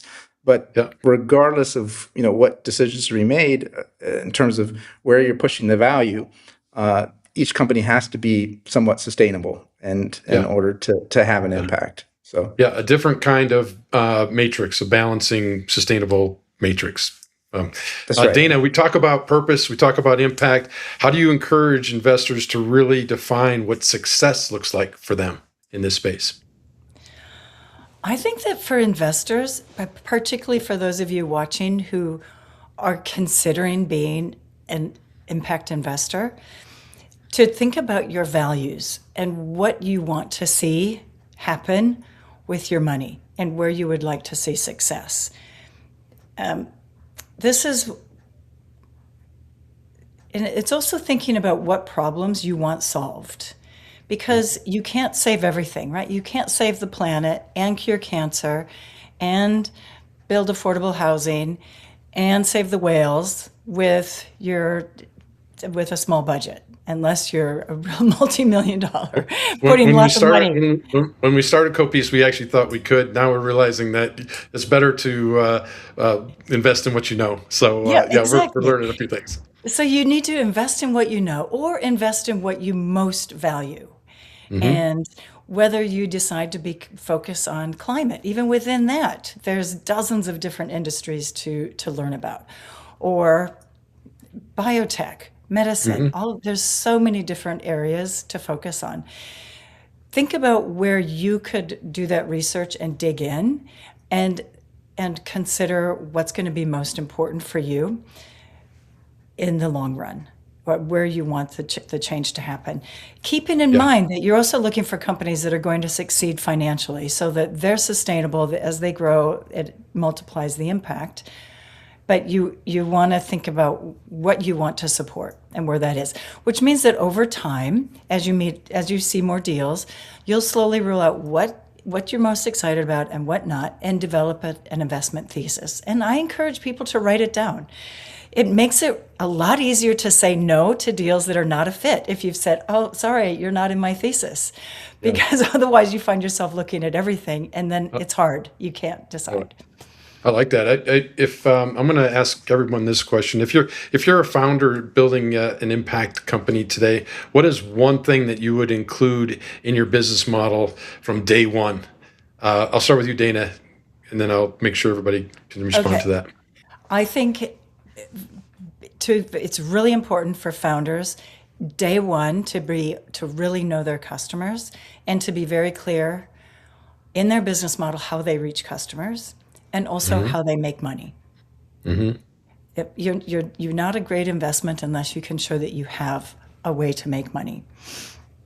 And that's where then you can create this concise, clear story on your customer, what problem you're solving for them. One thing to really work on day one is to be really specific about the problem you solve. Because a lot of founders say, well, I can solve so many problems, but then it gets complicated on what are you focusing on, and investors can't tell what it is when it takes 5 slides and 10 minutes to explain problem, then nobody knows what that is. So really focus on customer pain point. This is the pain point I'm solving for my customer. This is how I'll reach them. This is how I'll make money. If you can articulate that early, it's a lot easier for you to meet customers and investors. Nice, Leah. What, from your perspective in the numbers game, what are some things that you want people to include in their business model from day one? I'll go one step further than Dana. Dana is telling us know what is the pain point you want to solve for your customers, and I want to say, but what will make these customers to pay for your product? Because there's a lot of product that can solve your customers' pain point, but maybe it's just not worth enough. It's not such a big problem enough that they want to pay the price that you're asking for. So I feel like knowing whether your customers are actually willing to pay and how much are they willing to pay to solve that problem is major. Nice. How about you, Maria? I would double click on the answer. I would look at who's paying, even if it is the end user or not. Maybe it is, a provider or an employee resource group or a company. Whatever it may be, maybe it's a government is the payer. You have to figure out who's paying to solve the problem today and how you can get them to reallocate that capital. I think that is a really smart way of looking at it. Nice. I like that as well. How about you, Brian? Yeah, I think it's a good question. In fact, my co-founder and I, Dr. Neva West, who comes from a pharma background, we just launched the biotech funding portal a couple months ago. And we thought about this quite deeply before we decided to take on this endeavor. And we crunched the numbers, and we basically came up with the metrics that were different than most people's metrics in terms of when you're doing a startup. And what we're really focused on is this big gap of people who are underserved and unmet needs in the life science space. And our focus really is, and we believe that we execute well, that in 10 years we'll be able to look back and say that our portal basically has a pipeline that's on track to saving 2 to 3 million lives. We believe that's possible.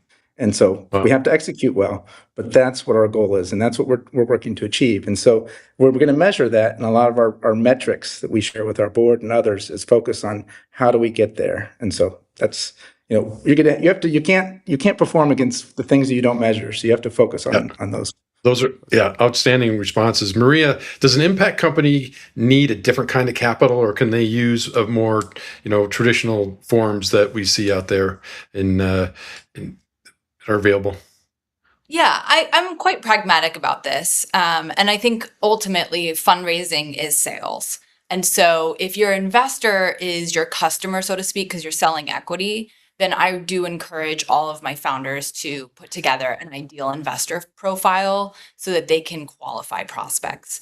I think that a lot of young founders are really excited about the idea of raising money from VC, and maybe even have a VC backable company. But if you look at the data across gender, race, and so forth, we also have to be really practical about what the projected success rate is, depending on demographics, or even where you live, or what school you went to. And so if we're facing these challenges around access to capital, then I think it's really important that we also celebrate the alternatives. And here at Capital Department, definitely look at those alternatives. And for us, though we have experience raising venture for many incredible YC companies, we also now are extremely focused on raising money from special purpose vehicles. So essentially, how do we consolidate potentially thousands of investors into one line on the cap table via Reg CF or even Reg D in some cases?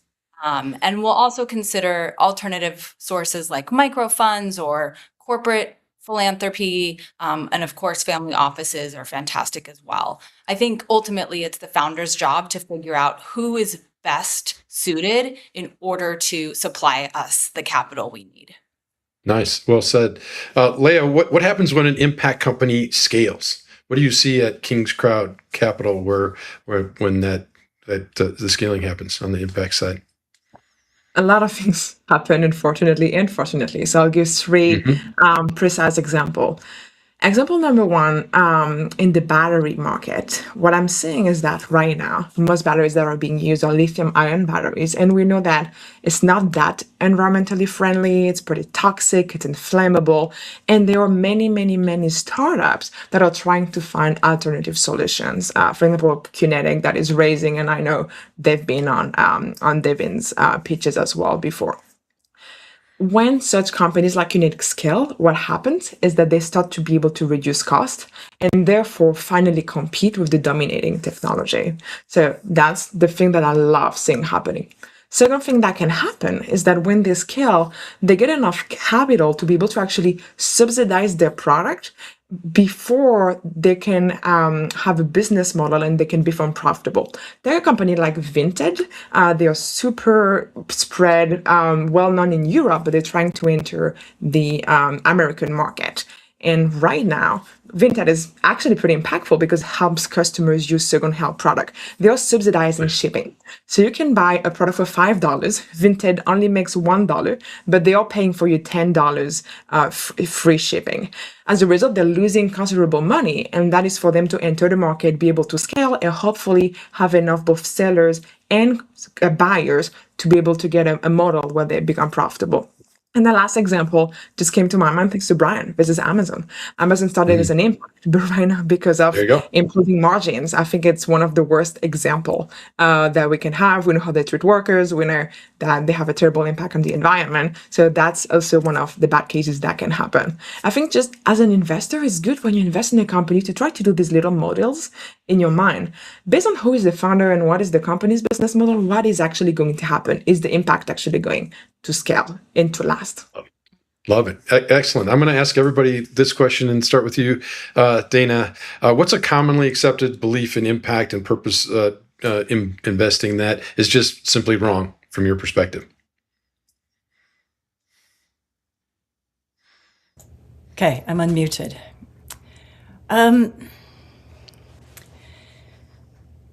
I think that it's wrong with impact investing that you're investing only for impact and not for profit.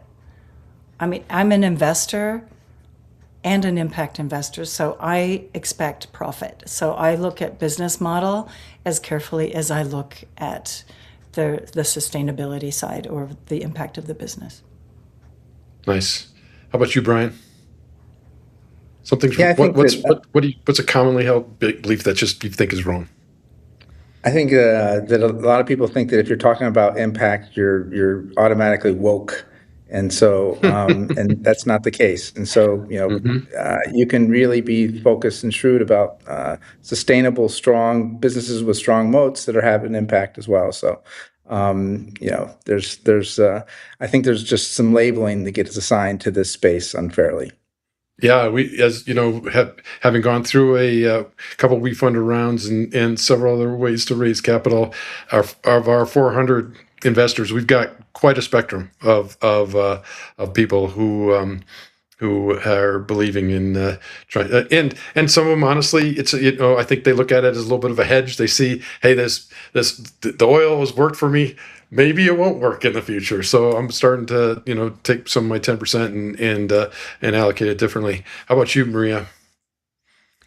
Yeah, I think I used to, as a younger social entrepreneur, really overvalue the idea of scale, and had to reach 1 million people. We had to generate $1 billion, and we had to be $1 billion valuation or achieve that or whatever it was in order to really think that you were making a systemic impact. And ultimately, I lived in Kenya for many years, and the late President Mwai Kibaki said, leadership is a privilege to better the lives of others. And I think that for me, it's all about the micro decisions we're making. What do you say in a room where it doesn't matter what you say, right? What do you say in a room when you have an opportunity to stand up for economic or racial or environmental justice? How are you paying your employees? Are you closing the pay gap? Are you ensuring there's access to healthcare? Are you choosing vendors that have aligned with your values, right? So I think ultimately, you can have a CEO retract all the statements in an annual letter, or you can say, actually, people who are united around these common and shared goals are really what's going to make a systemic difference. Nice. How about you, Leah? Something that's wrong? Interestingly, I used to believe myself that capitalism was not compatible with impact. So the result I was hang out with the hippies until I realized that I was a hardcore capitalist, but I just need to make it work for climate. So yes, it's capitalism the worst. It's the worst possible system, except for all the other ones. Right? Exactly. It actually works. It's actually fun, but you need some moral guardrails. Maybe a couple of regulations. I'm not against regulations to make it work and for everybody. Okay, I'm going to open up an option. I'm going to have everybody talk about either the I waited this long to bring in AI, so that's pretty good for me. How does AI influence this dynamic of debunking the myth? That's one option that you can answer, or talk about the somewhat related to what you talked about, Brian, and what you just talked about, Leah, the kind of the political tailwinds of change that are going on, especially with some younger people. How is that going to affect the impact investing landscape? So AI or political landscape. I did get approval from the Devin that we can go there if we want. Dana, we'll start with you. Okay, so AI, well, and the political landscape, it's making things change very quickly. All right, I'll cover political landscape because I invest in climate through an angel group that watches this very carefully. We have noticed that non-diluted funding has been cut for a lot of startups that were using grants as their R&D. So that has made it a lot harder for some of these startups. This is where angel investors have either stepped in or they've become more cautious, because if you are doing due diligence and they're relying on grants for several more years, then that's really risky. But if you can see all they need to do is get over the hump and they have a pipeline of customers ready, well, then angel investors can get them over the hump. So it's being able to look at it from that, how are they mitigating the risks, or how are the risks just going to impact how they grow? Nice. Brian. Thank you, Dana. Yeah, I think I'm going to piggyback off what Leah said a little bit ago on the capitalism comment, because if we're talking about what's happening in politics and also what's happening just generally with the economy, capitalism, I am an unapologetic capitalist. But at the same time, I think that capitalism it's It's not a sort of monolithic term. It's used sort of thrown around in a very monolithic way. I think there's exponential capitalism, which is unbridled capitalism, unregulated capitalism, and all this where capitalism is the only goal. I think that's really bad. I think there's more. There's also something that's really the concept of linear capitalism, where you work harder, you get paid for that. You get better educated, you get incentives for that. I think linear capitalism is necessary to create a system of incentives, but unfortunately, people think that those incentives have to have no cap and to be sort of uncapped incentives. Otherwise, people won't work as hard. And I look back at my grandfather's generation, who was part of World War II, and the quote, the greatest generation. And he worked hard, and he had his own business, and he did very well.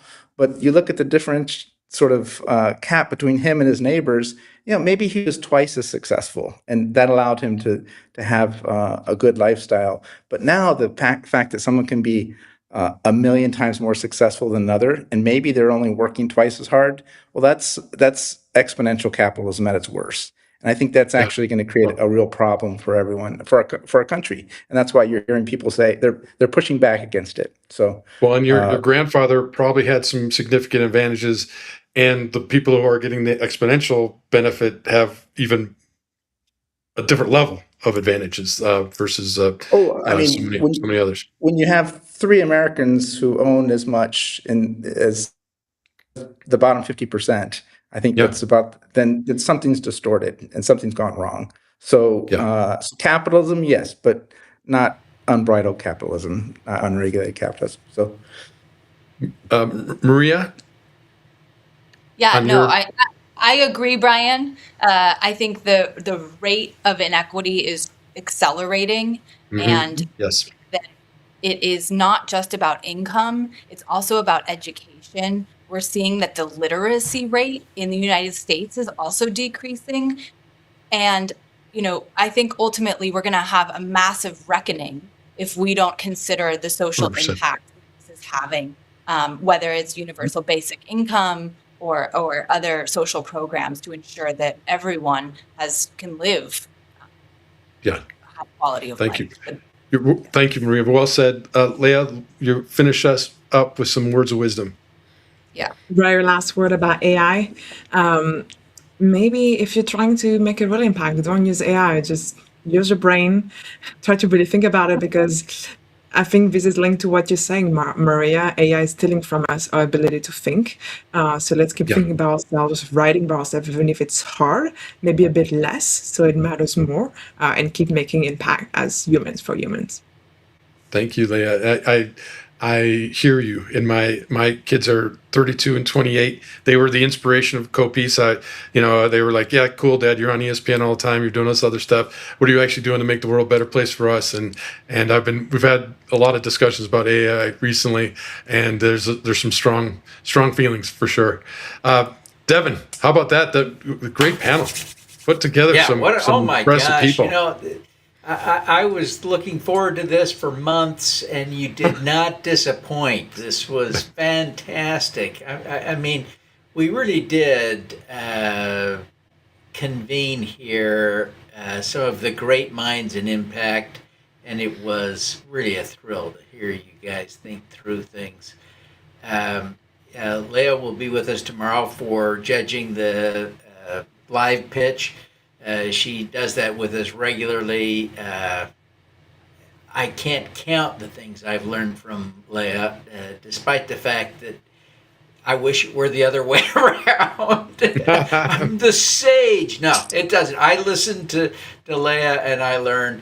Dana, thank you so much. We're so thrilled to have you as a part of our community. Brian is a dear friend and a sage example for me, and I just love the opportunity I've had over the last decade to work with him at the Crowdfunding Professional Association.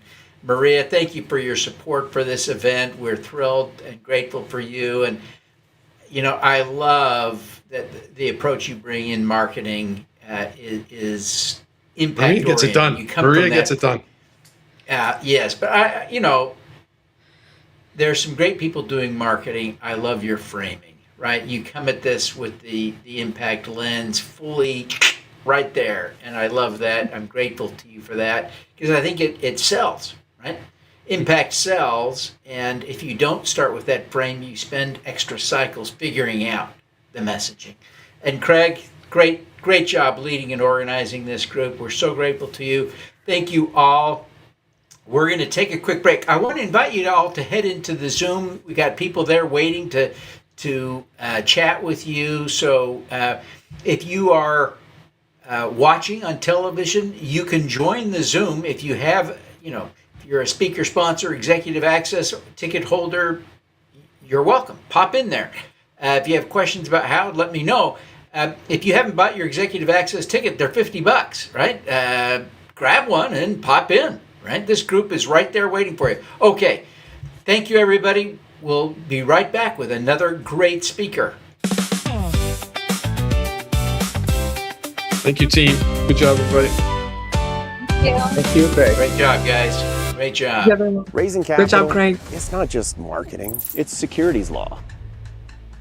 Most The deals, Zoom they link don't is in the fail chat, by because the of the way. returns that are offered. They fail because of compliance mistakes. And that's what we do Every day, we help entrepreneurs raise money the right way. before problems ever start. If you're raising capital, Talk to crowdfunding lawyers first.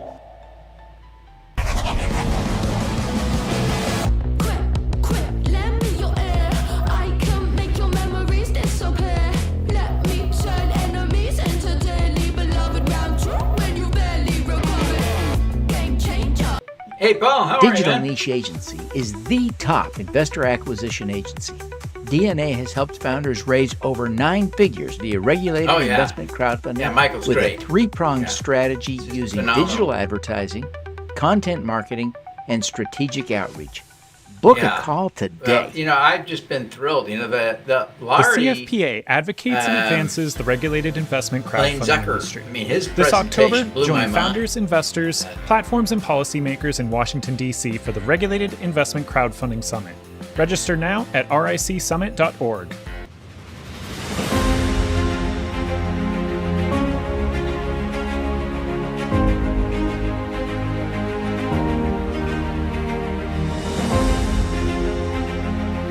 Yeah, he did Behind a today's great biggest job crowdfunding raises. of making The leading his CPA vision firm for Reg practical. CF, Reg A, and Reg D compliance. Trusted, Experienced. Ken? set apart.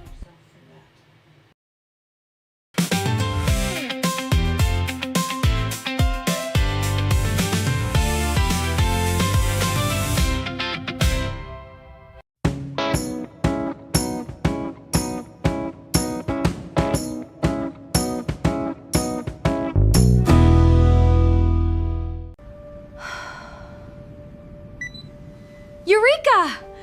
How can I save money on a patent? That's it. Menlo Park Patents.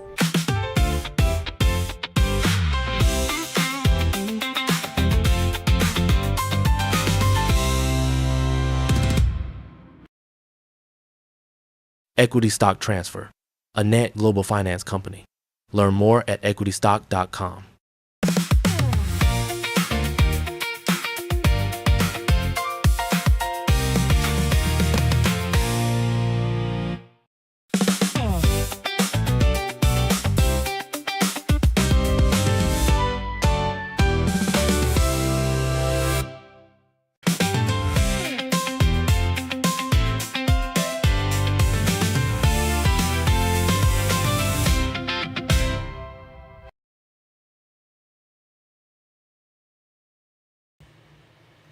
Well, hello, everyone. I am so excited to introduce you now to our next speaker, Paul Lovejoy. He's become a dear friend. He's on the short list of people who have invested in more regulation crowdfunding deals than I have, and he is just a phenomenal human being. He was financially ruined in 2008, fraud and system failure. Most people would have stopped at who to blame. Paul Lovejoy kept asking why. That question led him through social enterprise, impact investing, CDFIs, B Corps, and regulation crowdfunding, and then into an extraordinary experiment, 366 days of investing in the capital market most financial advisors have never heard of, evaluating over 1,000 opportunities and funding more than 500 businesses. Please help me welcome Paul Lovejoy. Paul, we're so thrilled to have you. Thank you so much for being here, man. You're just the greatest. Well, thanks, Devin. I'm thrilled to be here. This is actually my third SuperCrowd. And my first SuperCrowd was while I was doing that experiment. So, I mean, this is a great opportunity here for founders and just people in the space, investors, to get together and really share what we know and learned. Yeah. Well, thank you so much for being here, man. I'm going to just put you in charge here. Take it away, okay? Right. Well, thanks for joining me. And I want to share my story of, why I am talking to you today. Now, before 2008, I believed the system worked. I read The Motley Fool. I read Warren Buffett. I thought if you worked hard, made smart choices, and did your research, the market would reward you fairly. I voted in every election since 1996, even the local ones no one really pays attention to. I believe competent people ran our financial and political systems, and I believe the greed is good era ended in the 1980s. I wasn't naive. I was diligent. I did everything the system told me to do. Now, what did I actually want? It was simple. I wanted to build wealth and protect my family with it.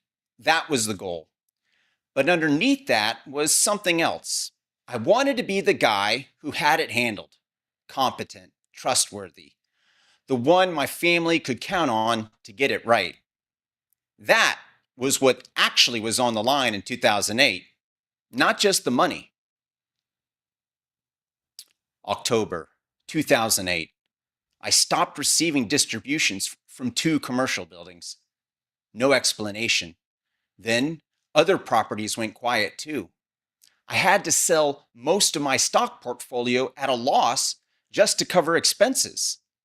I was furious at the banks, furious at the bailouts. Then I found out why the buildings had gone quiet. I had been defrauded, along with thousands of others, including my family. Doug Swenson, a man later dubbed the Bernie Madoff of Boise, Idaho, had been running a number of our investments, and the money wasn't just mismanaged, it was gone. I hired an attorney to help me fight it. He stole from us too. The both of them ended up over $1 million lost between my family. I lost my house.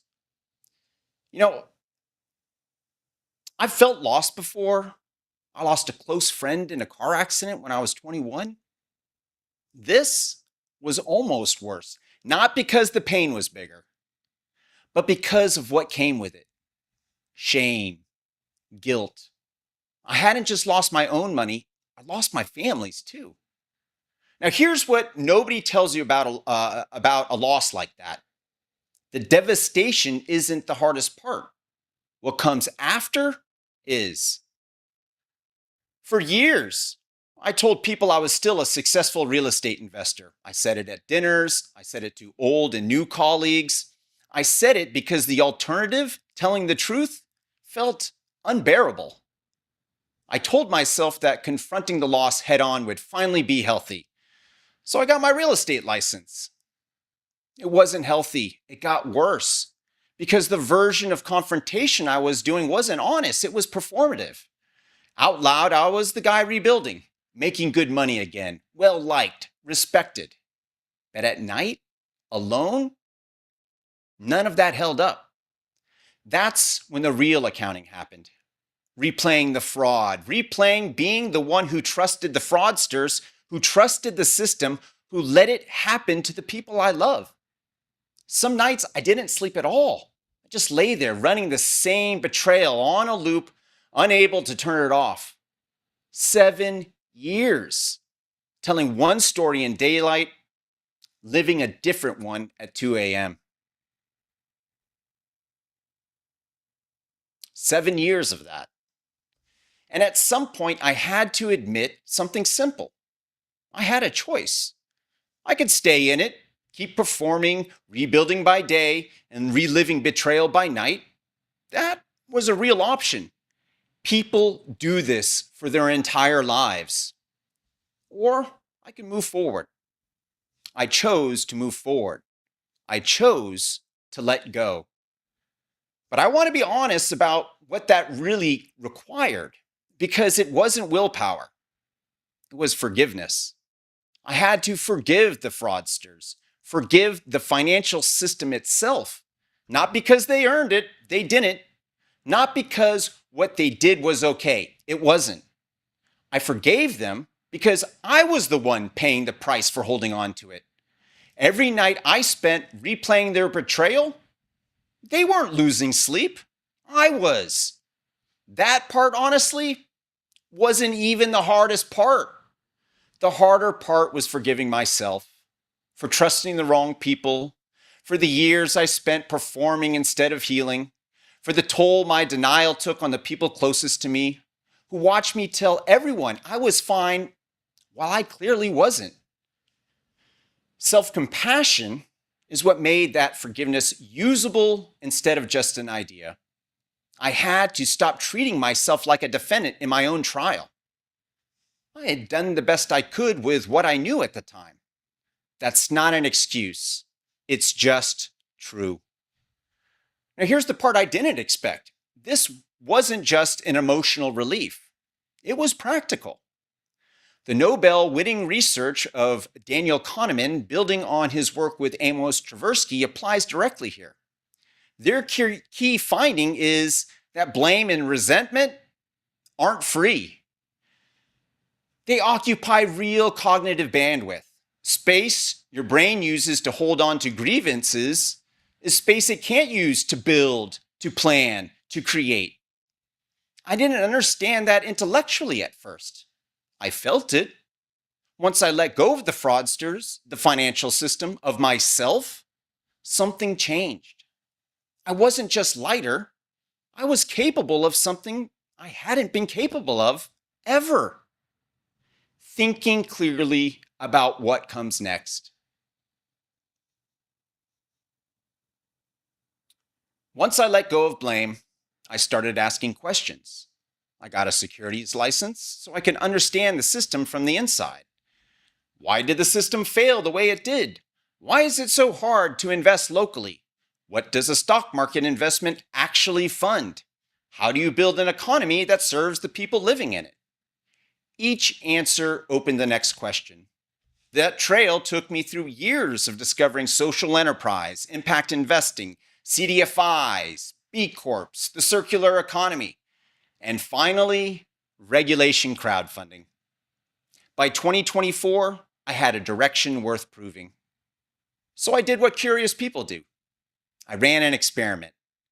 366 consecutive days investing, with regular people funding real businesses like solar microgrids, regenerative farms, worker cooperatives, affordable housing. Not trading ownership papers, actually building things. I wanted to learn what I didn't know yet. A few months into the 366 days, I had to admit something uncomfortable. I was not as good as an investor as I thought I was. Now, my past employment was at a wealth management firm, and I'd been dabbling in regulation crowdfunding for years. I was already a crowd investor with a couple of deals underneath my belt, and I've been researching it. But doing something every day for an entire year changes a person. I put real money down daily against real founders with real consequences. And that's a different practice. I learned where my blind spots are because they were actually costing me something. The first blind spot was the vehicle founders used to raise capital. Now, I had invested in a restaurant group, a coffee brand, and an affordable housing manufacturer, among others, using a funding vehicle called a SAFE, or Simple Agreement for Future Equity. That financial instrument was everywhere. Founders kept reaching for SAFEs because they're free, familiar, and everybody uses them. The problem is they're built for a venture scale exit. Most of the community businesses I was investing in were never going to have that exit. A restaurant group doesn't IPO. An affordable housing manufacturer doesn't get acquired by a private equity fund. The instrument didn't match the business it was funding. And I watched that mismatch create real problems for founders and for investors again and again. A second blind spot turned out to be staring me directly in the face. I couldn't actually track what I owned. Revenue sharing notes, community debt, interest only, deferred interest, partially amortized, fully amortized, loan modifications, crowd-funded real estate, loan funds, NAV funds, real estate funds. There was no reporting standard for any of it. Every platform reported differently or didn't report at all. I had hundreds of positions and no consistent way to see what any of them were doing at scale. And if someone doing this full time, couldn't track my own portfolio, institutional capital never would. Retirement custodians never would. Financial planners never would. That's not a paperwork problem. That is the fundamental structural gap, and not just for impact crowdfunding, for the entire impact investing industry. Two massive structural gaps. One in how deals get built, one in how they get tracked. So I built the two things that didn't exist. For the safe mismatch, I worked with community finance attorney Jenny Casson to design the Community Agreement for Revenue Earnings, or CARE Note, a revenue sharing funding vehicle built specifically for businesses like the ones I just described. No forced exit, no pretending a restaurant group is a venture scale startup. Here's how it works. Founders set how much time their business needs to grow, giving them the needed runway before revenue sharing starts and investors start getting a return. I call it a patient period. Founders also set a schedule of revenue percentages that step down or up over time depending on the needs of their business. And investor protection is structural if the business changes hands or a founder tries to sell it off in pieces. The financial instrument fits the business instead of forcing the business to fit the instrument. For the tracking problem, I built a universal data standard with support from the Crowdfunding Professional Association. Investors can export a spreadsheet with all of their investments on a platform, and it will be reported in the same format regardless of who operates any given platform. Equity, real estate, NAV funds, loan funds, revenue sharing notes, all of it reported the same way, everywhere. Institutional investors, retirement custodians, financial planners will be able to perform fiduciary duty by tracking, modeling, and forecasting, allowing productive investing to finally scale the same way traditional public markets have. The Crowdfunding Professional Association is set to endorse it, and regulation crowdfunding platforms have pledged to adopt it. Neither of these solutions would have happened if I didn't have my own money funding operations of hundreds of businesses. That's the difference between healing and building. Healing is what allowed me to let go of blame and free myself from carrying the fraud. Building is what I did once my mental bandwidth was wide open.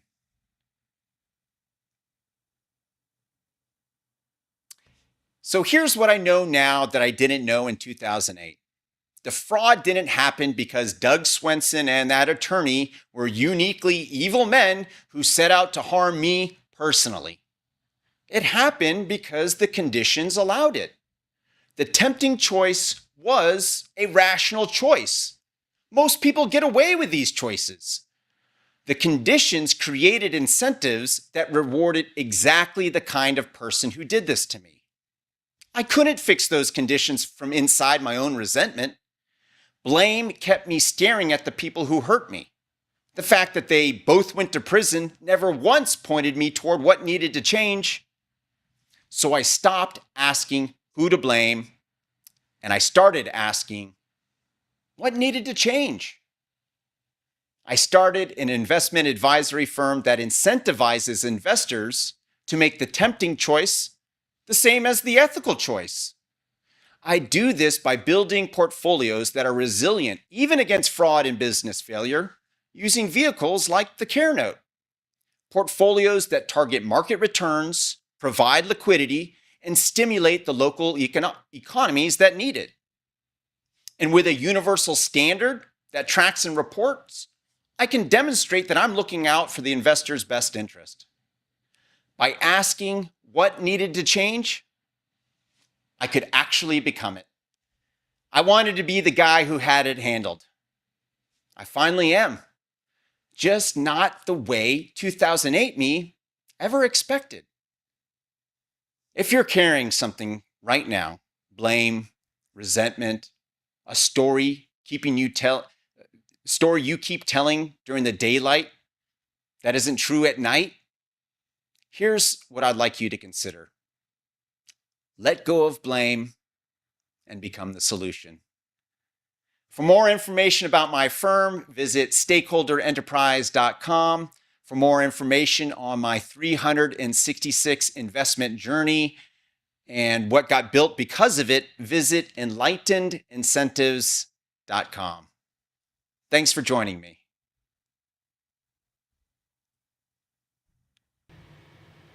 Paul, thank you so much. That was just, fabulous. I appreciate you being a little bit vulnerable, open, and sharing some honesty here, because it's so easy for humans to put the good foot forward, to put the Insta version of life out there on stage and hide the realities, right? And kudos to you for walking us through your history. And of course, thank you for your leadership on really helping to change the industry. If we can shift reporting in the kind of the ways that you've described, I think we have a tremendous opportunity to really make the world a better place. As you think back on your investment portfolio, and it's, I don't know if anybody's invested in more deals than you have. It's if there is anyone, it's a very short list. What stands out to you as a feature of some of the best investments? It's a little bit early. These investments that we're talking about are 2 years old. But what do some of those that are doing well, performing well, what do they have in common? Any lessons? Well, honestly, Devin, you learn more from the failures than you do from the winners. And so, I'm just going to flip it back on you and say the best investments I made were failures, the ones that didn't work.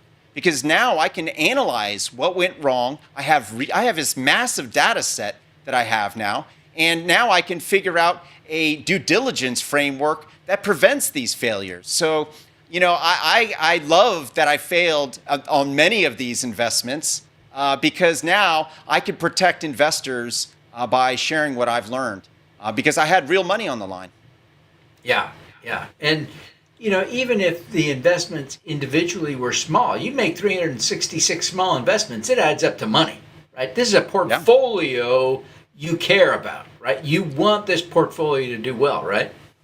Yes, of course I do. And I think a lot has to do with just the nature of regulation, crowdfunding, crowd investing, and the diversification that you're allowed to do is really impressive. It doesn't exist in public markets where the S&P 500 is, concentrated. A third of the S&P 500 index is concentrated with just 7 companies. I mean, that is insane, the lack of diversification that we have in public markets, that it's so dependent. We've created a too big to fail system within our public investing source.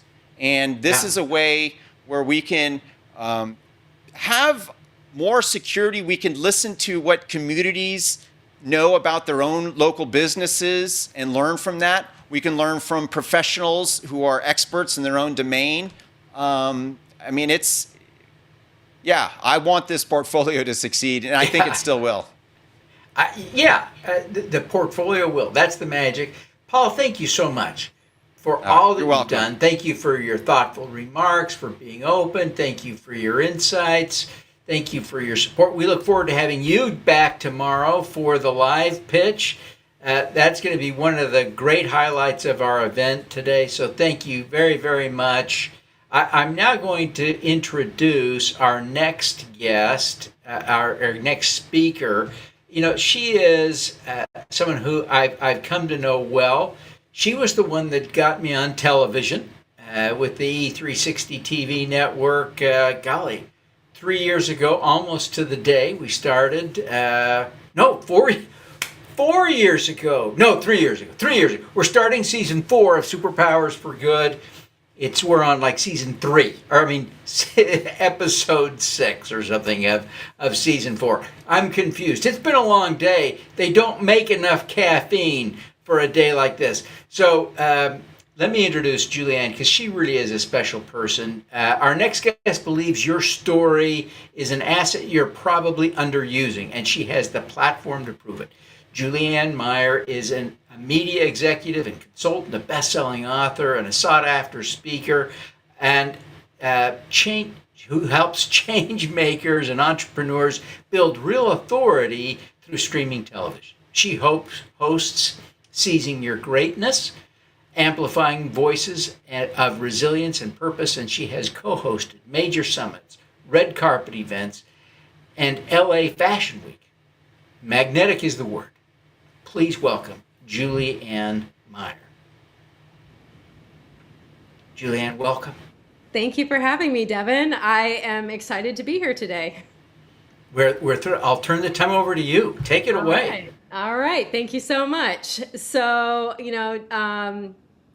well, first of all, hi, everyone. I am Julie Ann Meyer, and I'm really happy to be here because we talk about turning your story into capital. We're really talking about something I've spent a huge part of my career doing, and that's helping people understand the value of who they are, what they know, and how they can use that to create opportunities.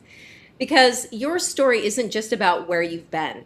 It's also part of how you understand who you are, why you do what you do, and ultimately why they should believe in what you're building. Today, I'm the Vice President of Publishing and Broadcasting for the Los Angeles Tribune, and I'm proud to say that we are a Grammy-nominated as well as an Emmy-nominated storytelling company. So stories are obviously a really big part of my world. And I've also spent years with E360 TV. I served in executive leadership with the network, helped bring shows and hosts like Devin onto the platform, and I continue to consult with the network today. So when I think about raising money, I don't just think about the actual moment when you sit down and ask someone to invest. I'm also interested in everything that happens before you ever get into that room. Who knows you? What do they know about you? And what have they seen? And do they already have some reason to trust you? Relationships and visibility have played a huge role in my own career, and there's actually a perfect example sitting right here at the SuperCrowd event. Devin Thorpe, as he mentioned, is someone I originally brought onto E360 TV. When I first brought Devin onto the network, I obviously had no idea that down the road, I would be speaking at one of his SuperCrowd events. We had a conversation, we developed a relationship, and years later, that relationship has brought me here to talk with all of you. And that's how a lot of the absolute best things in my career have happened. I wish I could tell you that I had some brilliant master plan and that I knew exactly how one thing was going to lead to another. Wouldn't that be awesome? But the thing is, I didn't. But I have put myself in interesting rooms with interesting people, and I've helped people when I could. I make introductions and created visibility around the work that I was doing. So over time, some of those relationships and opportunities came back around in ways that I couldn't have possibly predicted. And there's a lesson in that. If you're trying to raise money for a business, the conversation doesn't necessarily begin when you make the ask. Long before that happens, people are forming an opinion about you and what you're building. You can have a beautiful pitch deck, projections, and market research, and obviously you need to know your numbers.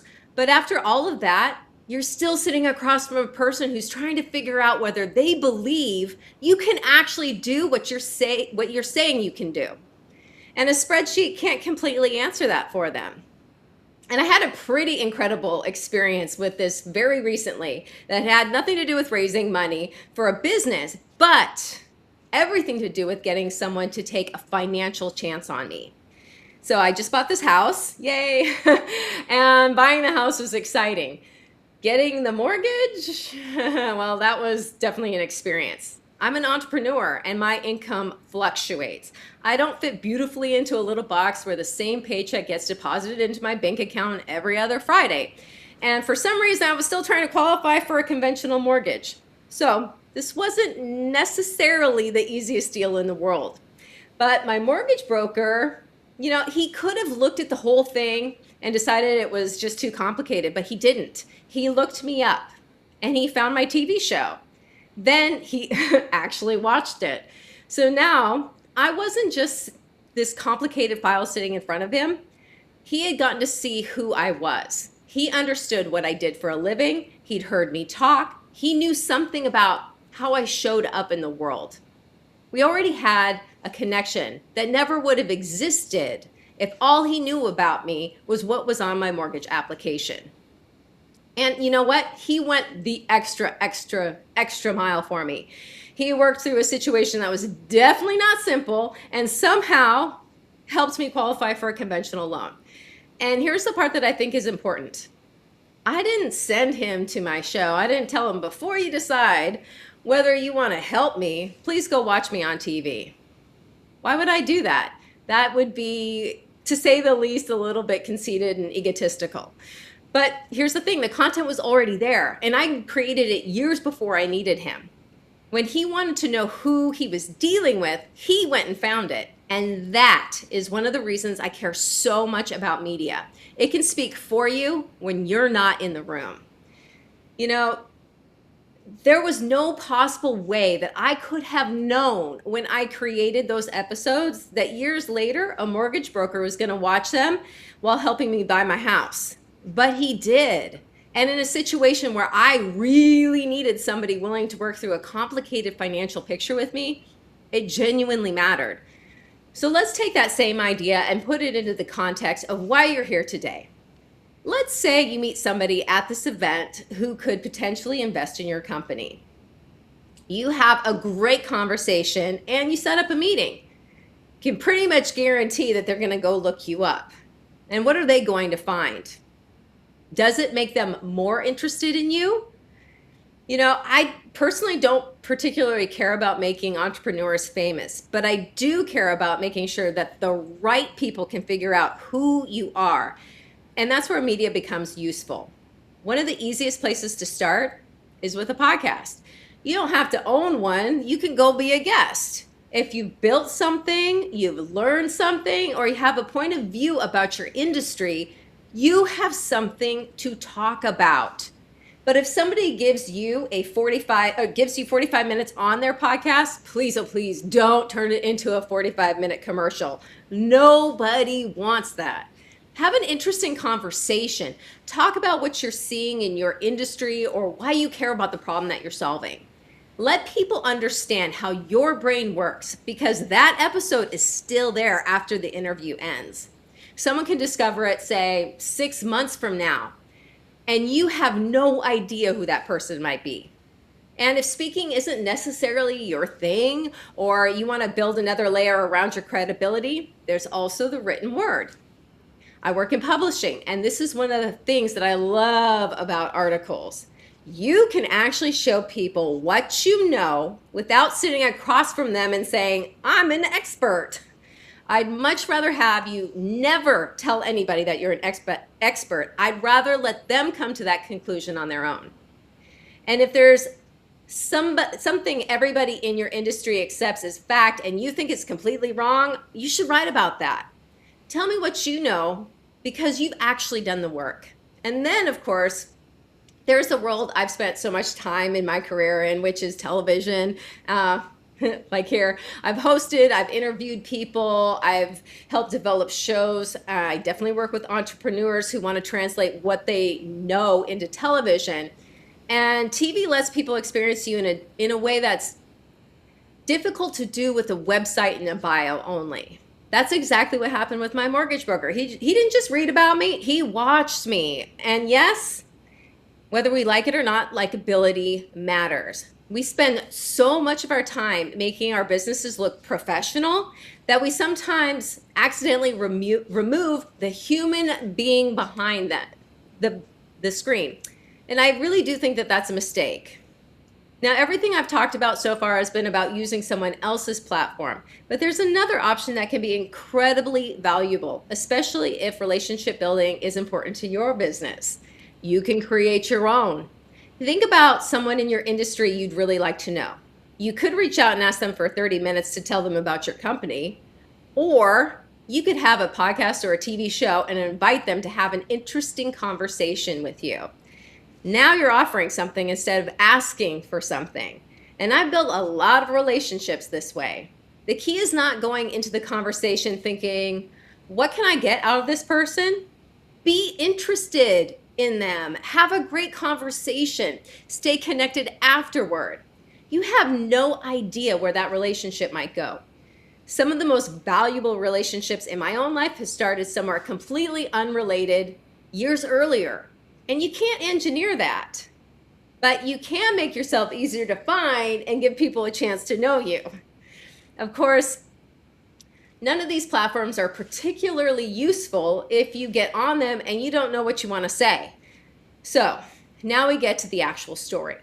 Before you start doing interviews or talking to someone about funding your business, you have to understand which part of your story matters to the conversation. Here's something really practical that you can do right now. Forget about your pitch deck for a minute and think back to the moment when this business became real for you. I'm not really talking about the day you incorporated it. I'm talking about the moment you knew there was something there. Maybe you were trying to solve something for yourself. A customer couldn't find what they needed.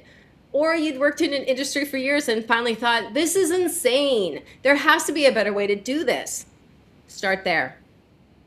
What did you discover that made you realize that there was actually a business here? That's usually where the story gets interesting.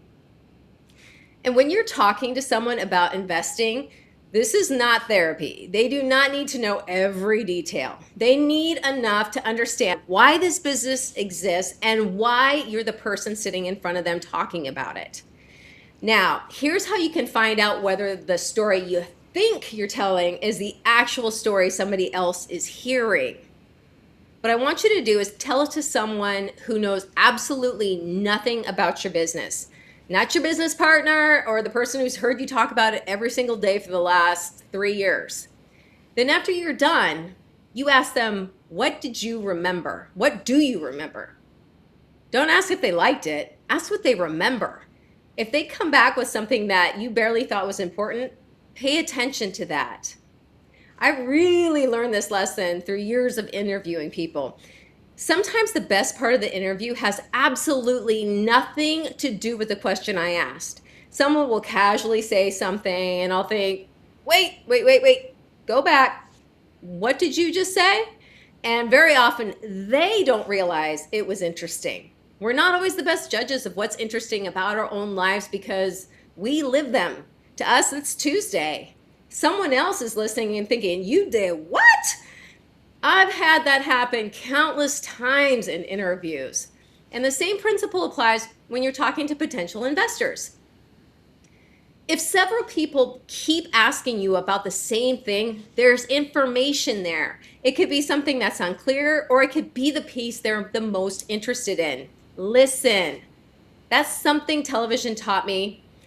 You know, I can have 10 brilliant questions sitting in front of me, but if I'm so focused on getting to question number 4 that I don't hear what the person just said, I'm going to miss the story, the best part of it.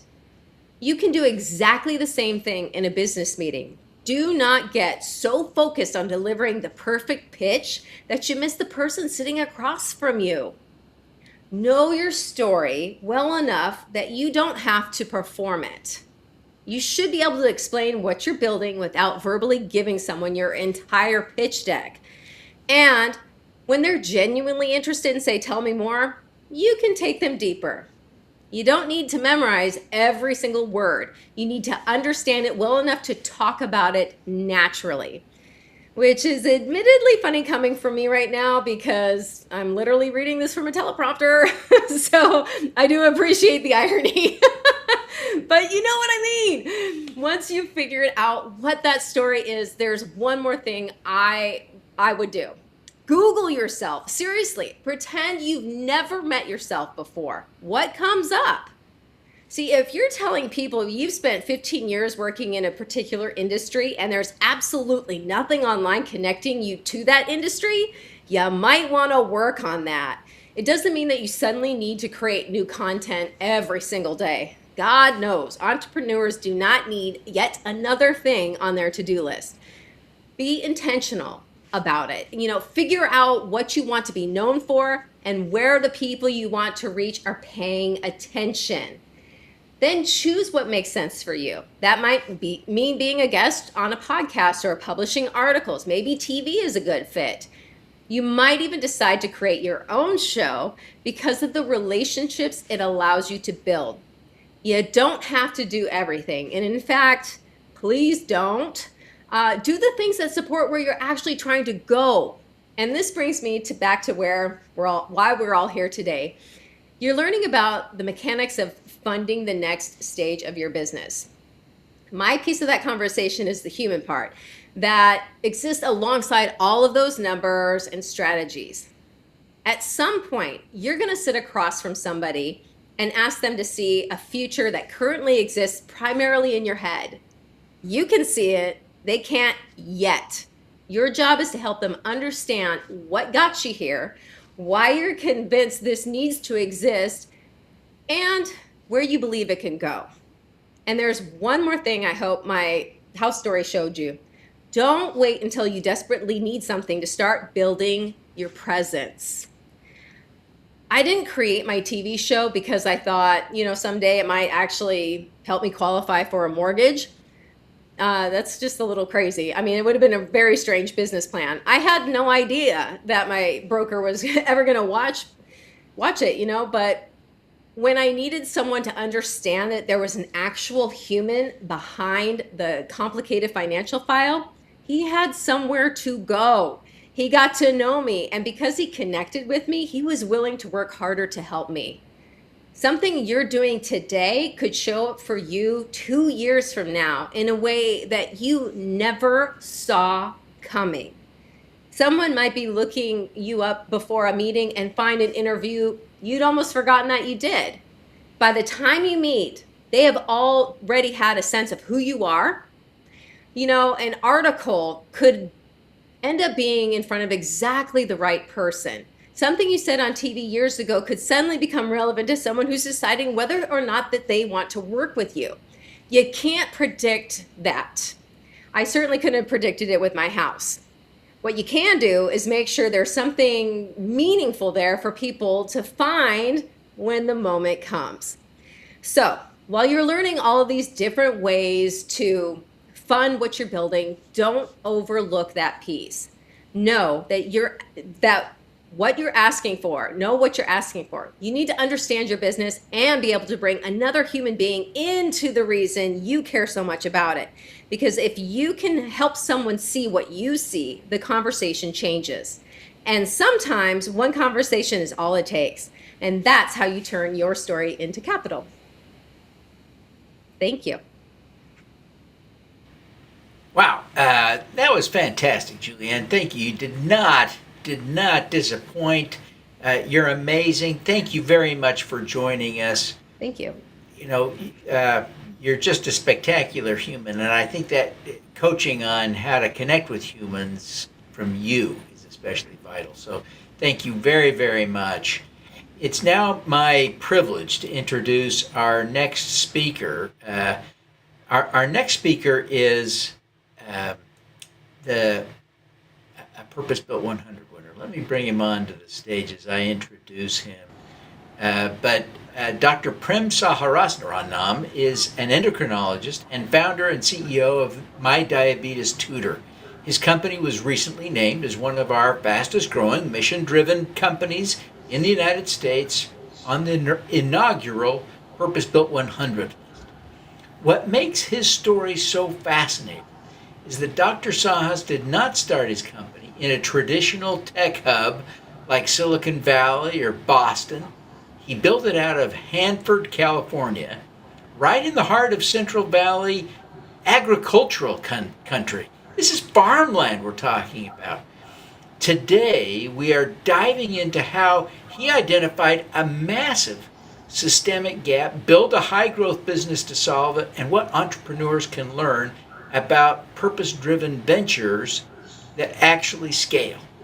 Now, I do want to note that Dr. Sahas is probably the most educated person on the whole program, and we've had some very well-educated people.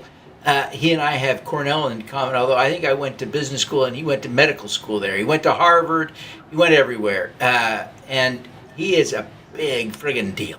So it is remarkable to me that he settled in Hanford, California, and has built something remarkable.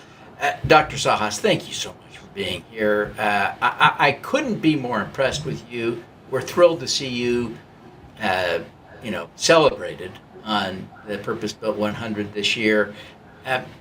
Let's begin with a simple question. Let's go back to the beginning. You spent 2 decades treating patients before founding My Diabetes Tutor. What did you see on the ground that made you think that your approach to diabetes care was, the traditional approach to diabetes care was fundamentally broken? Thank you. Thank you for having me, Devin. I'm Dr. Prem Sahas. So I'm a board-certified endocrinologist. I've been practicing in Central Valley, California for the last 20 years. Built a successful practice in Central Valley, consulted over 40,000 patients. What I learned from the beginning is education is very important, very vital when you manage diabetes patients. That significantly changes outcomes of patient. It's important for the provider to make sure that the patients are well educated. Your patient should be able to understand what their blood sugar means, how food impact their body. They should understand what their medication does to their body and take their medication without a fear. Then the outcome automatically improves. So education is therapy for life. I always knew that right from the beginning. My practice always had great outcomes. And the reason for good outcomes in my practice is I had 2 full-time certified diabetes educators working in my practice until 2019. And my educators decided to retire. And I worked for an underserved town, small town, and I couldn't recruit anyone to join me. So I came out with a solution. I had to build a tech company. I had to build a telehealth company to bring educators from other parts of the country to underserved towns. And initially I thought it's a staffing issue in Central Valley. That was not true. Then I realized that 62% of the non-metropolitan counties in the country do not have a diabetes education program. And you have 40 million people living in this country with diabetes, and nearly half of the population with pre-diabetes. And only 5 to 7% of the patients with newly diagnosed diabetes ever receive diabetes education in the first year. The reason why they are not receiving is access issue. So I came out with this solution in 2019 to build a telehealth program. So the company really didn't start with a pitch deck or a business plan. It started in the exam rooms in Central Valley. Thank you, David.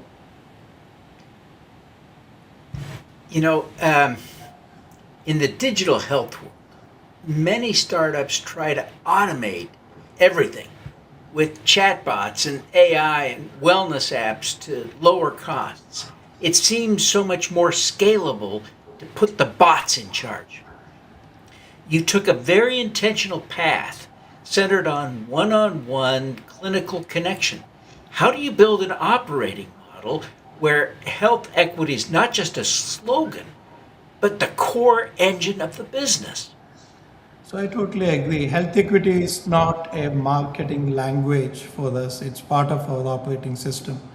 So talking about human connections, like when people launch healthcare startups, they always try to choose the easier path, build the technology first, and the technology should ideally follow the provider, and provider shouldn't follow the technology. And I strongly believe it's all about human connections, and technology should never replace human expertise. And that's the reason for success of My Diabetes Tutor. It's all because of real human expertise and connections. Thank you.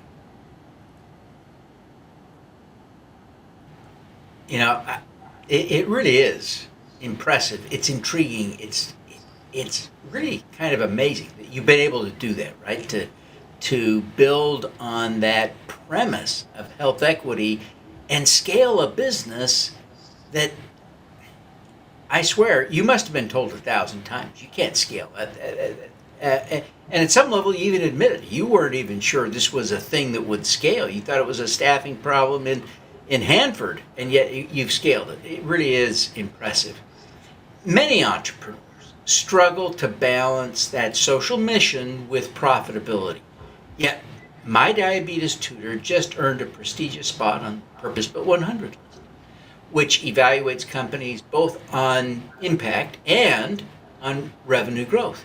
How did you structure your business model to achieve scale? So the impact founder should realize that the your mission and your margins don't contradict. It complements each other. And I would like to to build a mission-driven company like My Diabetes Tutor. There are few things like your clinical outcomes should be good first when you build a company. Your patient satisfaction should be good. And then comes before you start any mission-driven company, you should look at the economics, make sure that it's viable and profitable. That's how you scale the business. These three components are very important when you build a mission-driven company. Thank you, David. This is, you've done something really amazing. And I commend you for sticking to that mission, to keep that focus as upfront and center rather than letting it slide. It's tempting for some entrepreneurs to let that kind of thing slide. You have proven that a high-growth, nationally recognized company can be built right in Hanford, California. You've had tremendous year of growth this most recent year, especially. What's next for My Diabetes Tutor? So I would like to give a timeline of my growth. I started the program in 2019.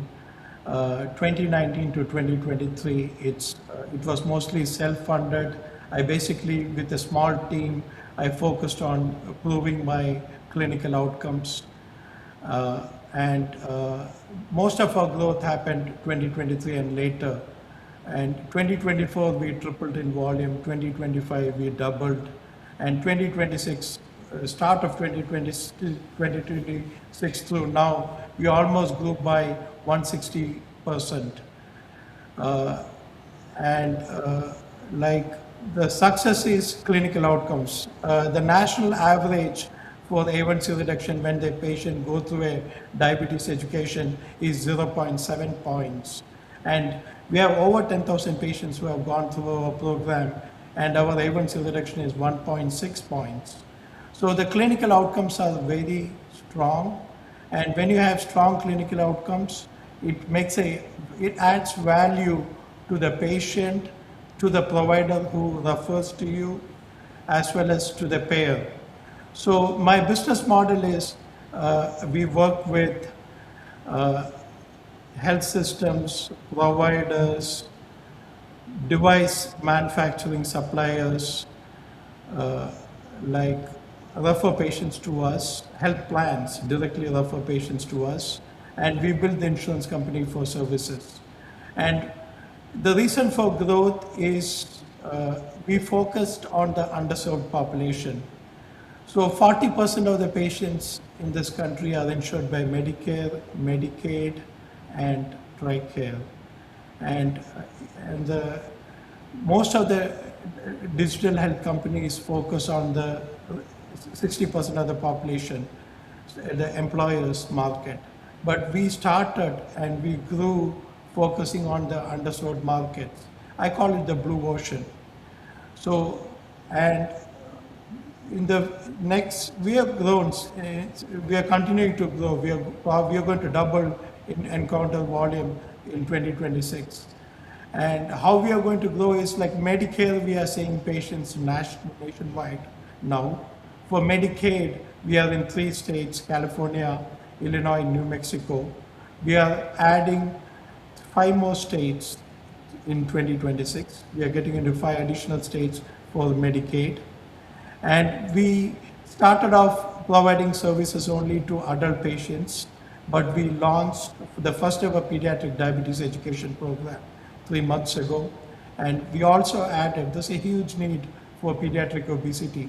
14 million kids living with pediatric obesity. We launched a program 2 weeks ago, and we're already exploding with referrals for pediatric obesity. So we are going to, we know clear path, we know how we are going to grow in the years to come. And the unit economics, that's very important for when you do a business. We clearly know who is going to pay us and how much we are going to get paid. We get paid $120 per patient for a visit, and we pay $45 to the educator. So we are able to maintain a gross margin of 61%. And it's scalable. When you have gross margin and pay, then it becomes a scalable business. Thank you, David. You know, Dr. Sahas, this is important to me. I got to tell you, you know, I have a sister-in-law, or had a sister-in-law, who had a major heart attack at 38, directly related to her diabetes. She died in her early 50s as a result of those complications. My wife, my son, you know, my family is just packed with diabetics. It affected my parents, some of my siblings. It's just a family deal. I am so grateful for your work in this area because it is just vitally important, deeply personal to me. I thank you and commend you for your great work. I really appreciate the time that you spent with us today, Dr. Sahas. Thank you so much. Thank you, David. It's an honor to have had you today. Thank you. Thank you. I want to just, I need to thank our sponsors again, because we couldn't be here without them. You know, we need the sponsor fuel almost as much as we need the caffeine that keeps us going. Please take a moment with me to appreciate our sponsors.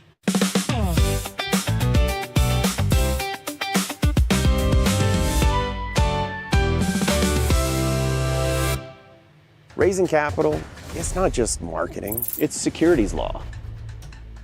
Most deals, they don't fail because of the returns that are offered. They fail because of compliance mistakes. And that's what we do. Every day, we help entrepreneurs raise money the right way. Before problems ever start. If you're raising capital, talk to crowdfunding lawyers first.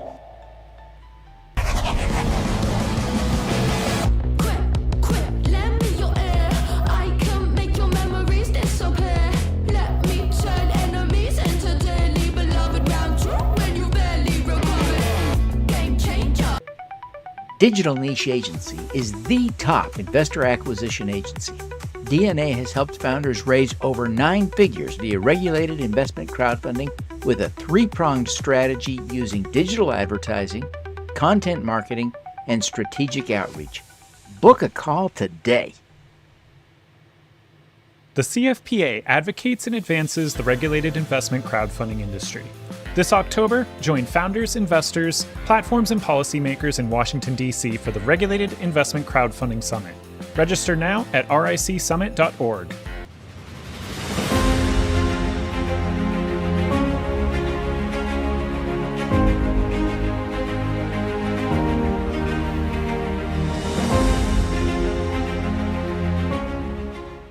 Behind today's biggest crowdfunding raises. The leading CPA firm for Reg CF, Reg A, and Reg D compliance. Trusted. Experienced. Set apart.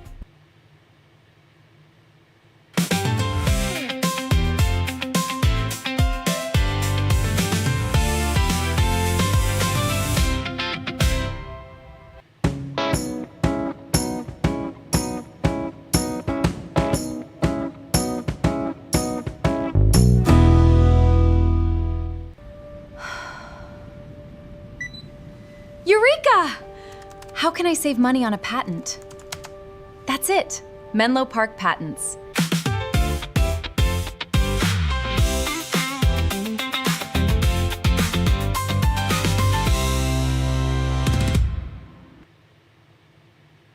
Equity Stock Transfer, a net global finance company. Learn more at equitystock.com.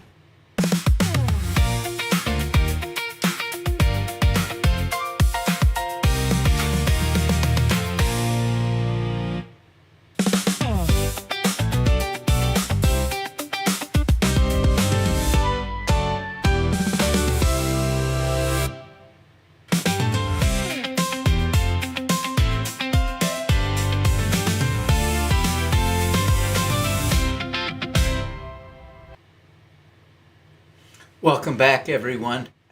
Boy, this day has just been phenomenal, just off the charts good. I appreciate our last speaker, Dr. Sajas, joining us to talk about how he's grown his incredible business in Southern California's agricultural area. He's built this high-tech business. It's amazing.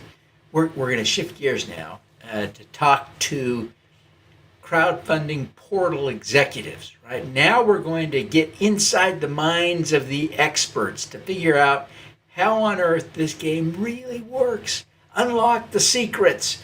Our moderator will be Dorian Dickinson. He's closing out our first day, and his career runs from the Connecticut State Police to rural development across the Middle East, Africa, South America, Southeast Asia.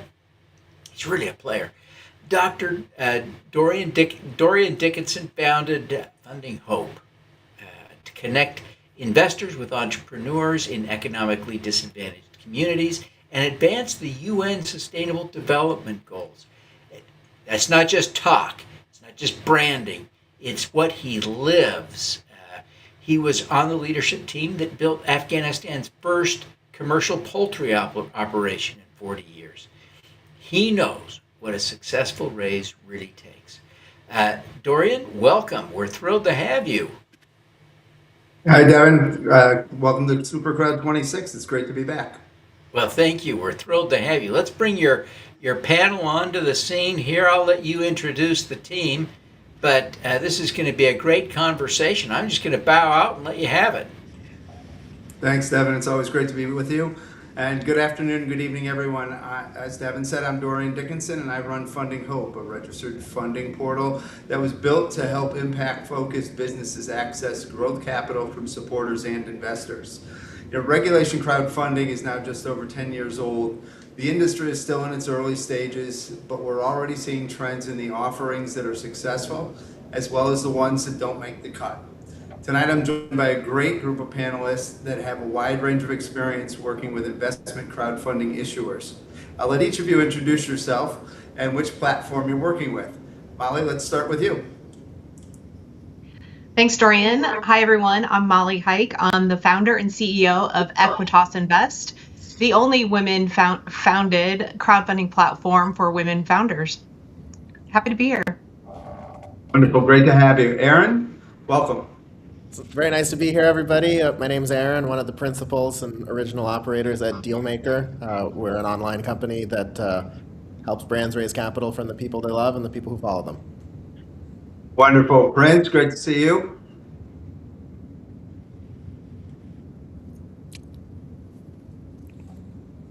Oh, me?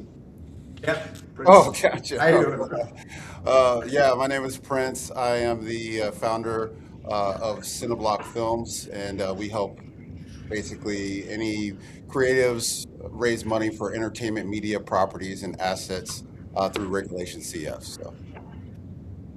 Wonderful. And Levy? Of Invown.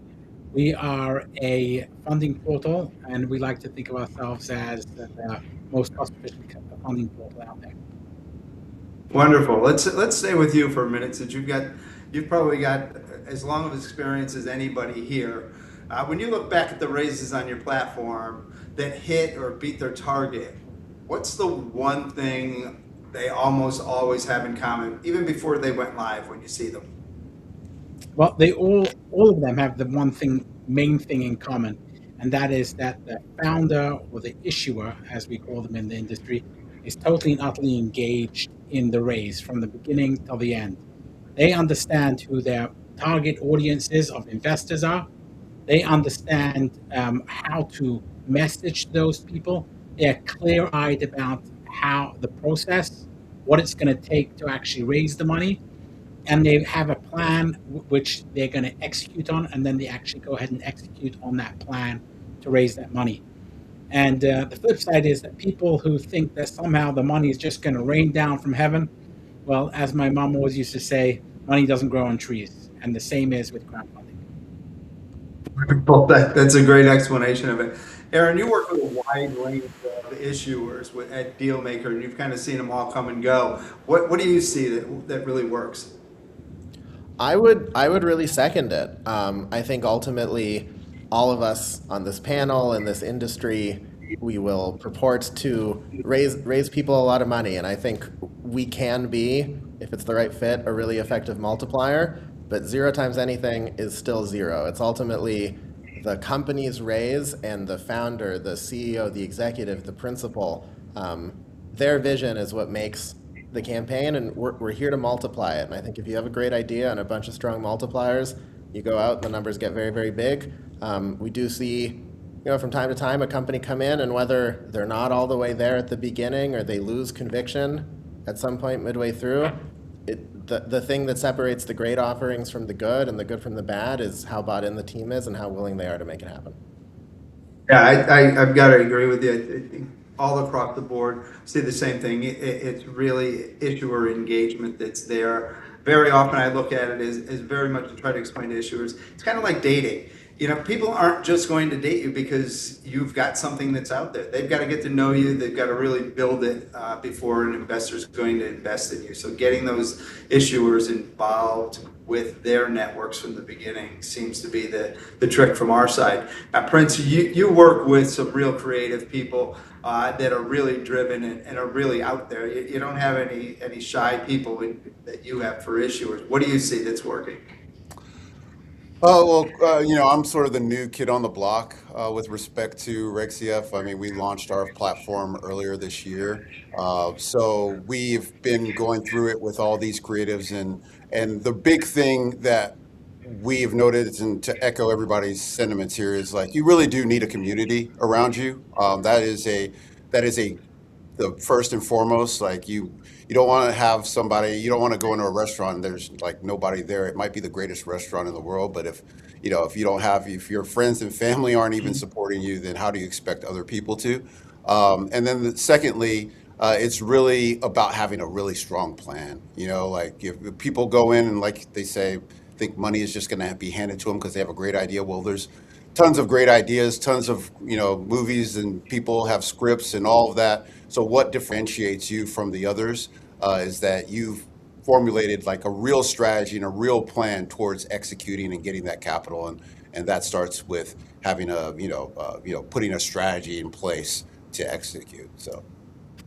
Excellent. That's great. I love the restaurant analogy as well. That should resonate with everybody and all people that are considering crowdfunding from there. Molly, your focus is on women entrepreneurs, and you're kind of new at this as well, but you've been engaging with a lot of issuers and you're onboarding a lot of issuers at this time. What are you seeing? What's your feel as they're starting to come into your platform of what you're seeing and who you might think is going to be successful from that side? Yeah, we're definitely new. We've provided a playbook to all of our founders. The good news is we've created a new market because the women founders we're supporting actually didn't know crowdfunding was an option for them. But the number one thing we tell them is, 6 to 8 weeks before you start your raise, before we go live with your campaign, you have to have everybody's talking here about your strategy. Be telling your story, tell your journey, where you've been, where you're going, and the impact that you have.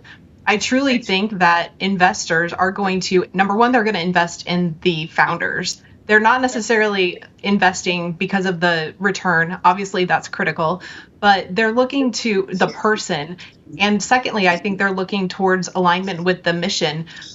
We're supporting founders who are focused in med tech, who are supporting, I think, doing things that will change the world when it comes to cancer detection or, changing the way we actually treat people when they're injured out in the field, whether it's in war or, maybe out in rural America where you don't necessarily have the services that we have in different cities.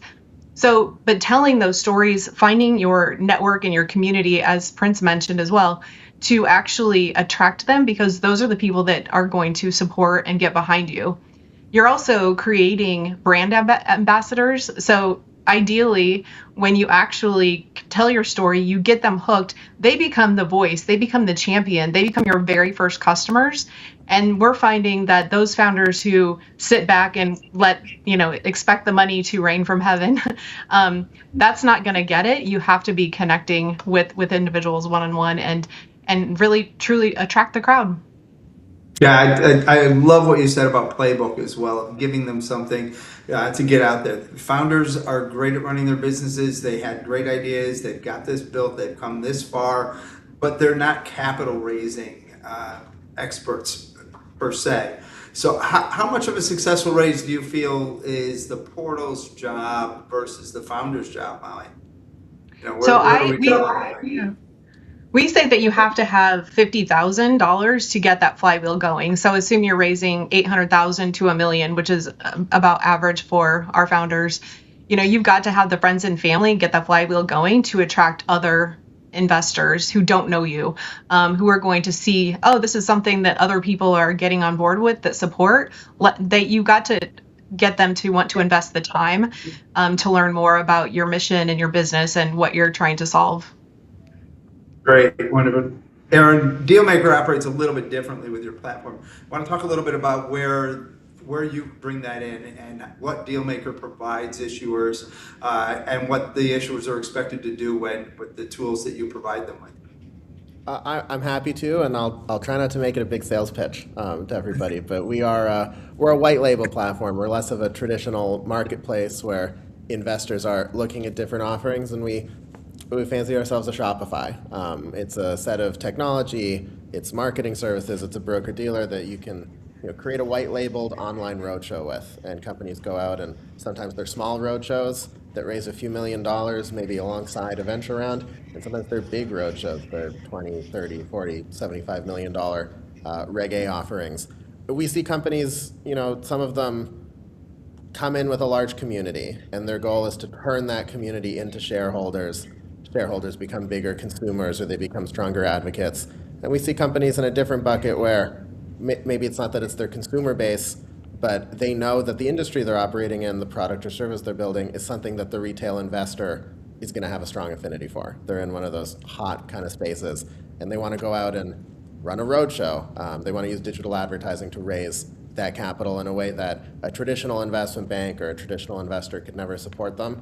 And I think in either of those situations, when you're raising serious money, whether you're doing it in a retail offering or whether you're doing it in a traditional venture-backed round, the work is serious. You have to take it very seriously. You are putting information out into the world that investors are going to scrutinize, and when you bring them on as an investor, you take their money. In exchange, you are responsible to keep them updated, to run a great business, and to hopefully one day deliver them a return, whether that return comes in the form of discounted merchandise that they get as your investor, whether the return is financial, or if we keep our fingers crossed, hopefully it's both.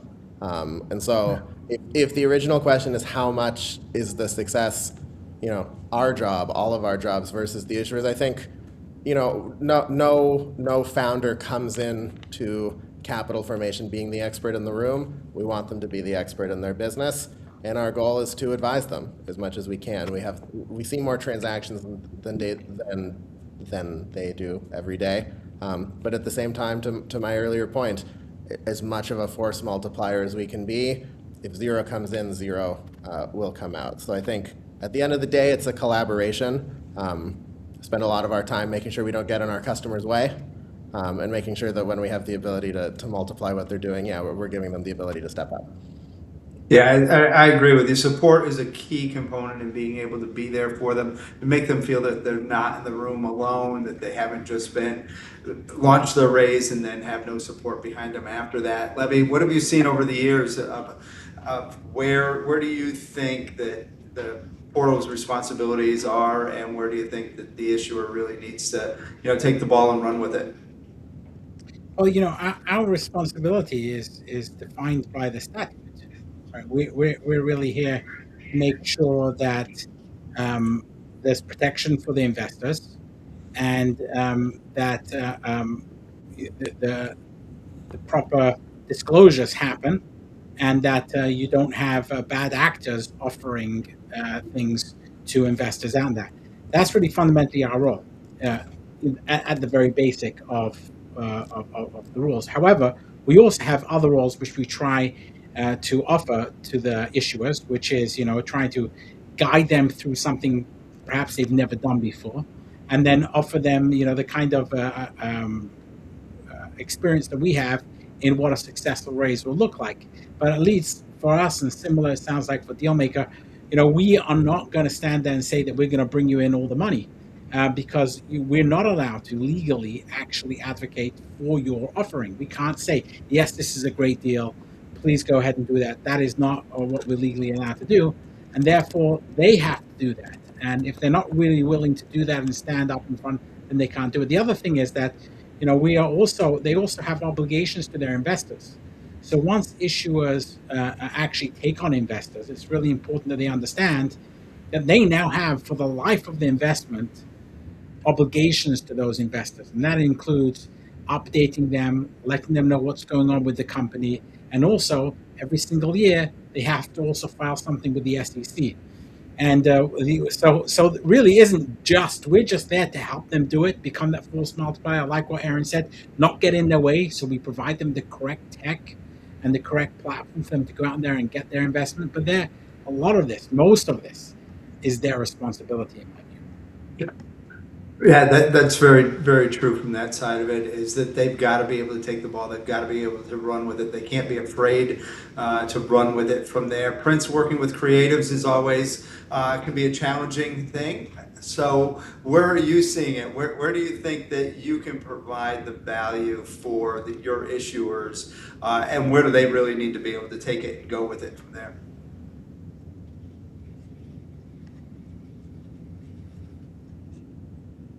Well, the good thing about creators is that they usually aren't really afraid of the camera.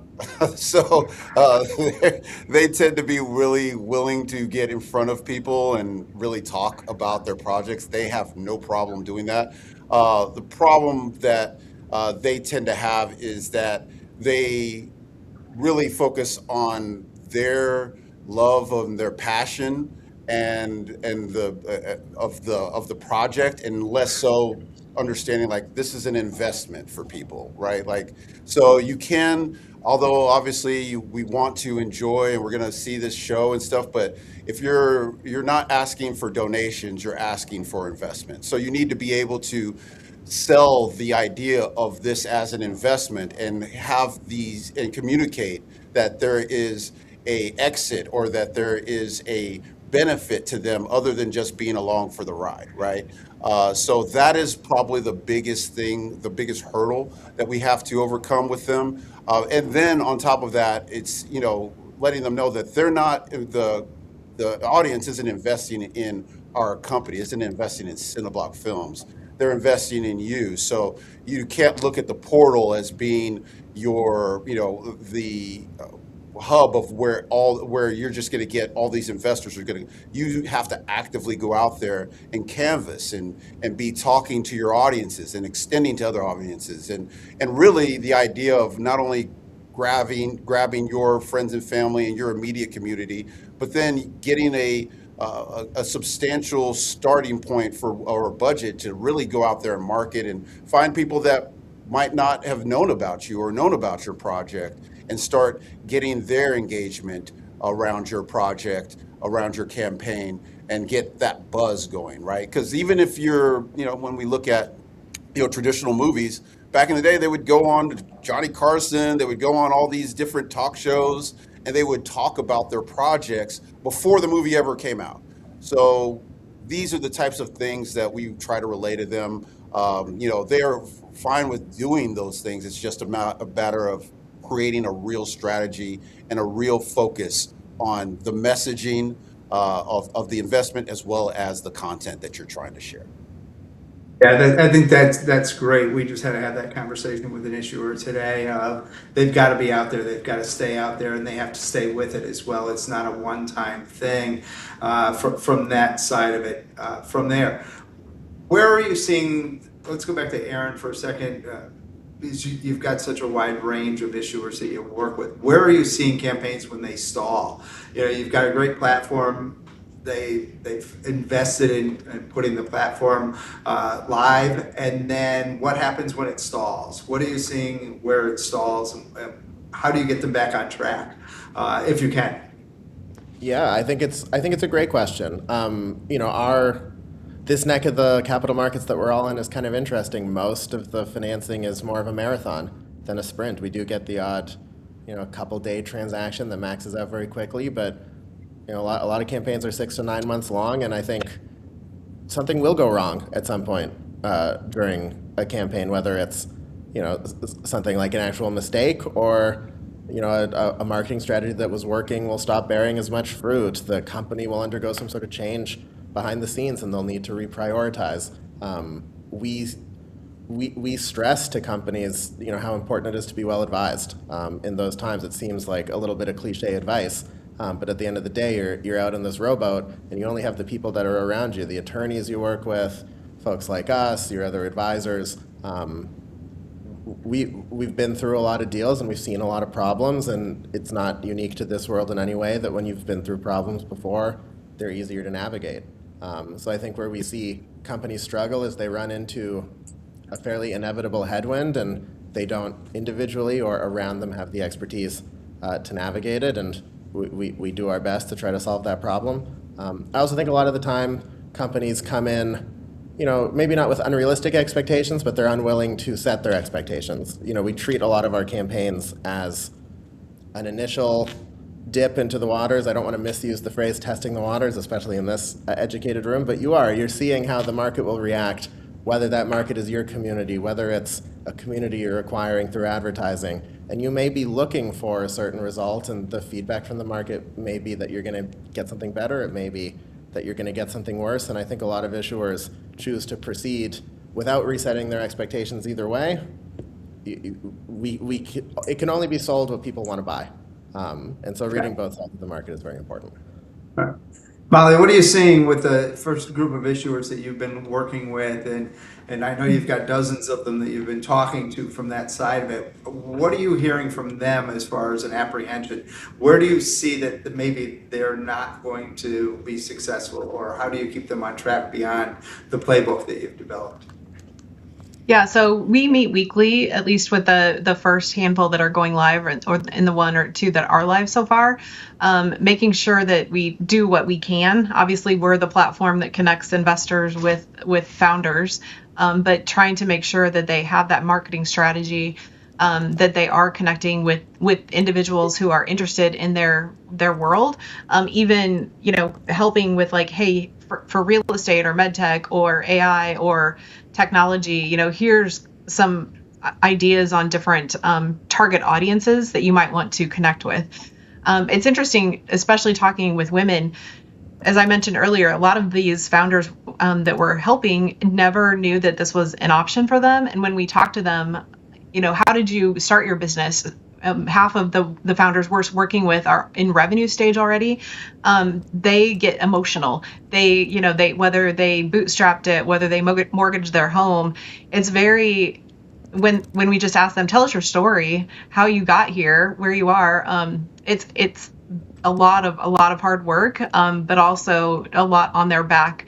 And so I think it's refreshing when they hear that this is an option for them to consider.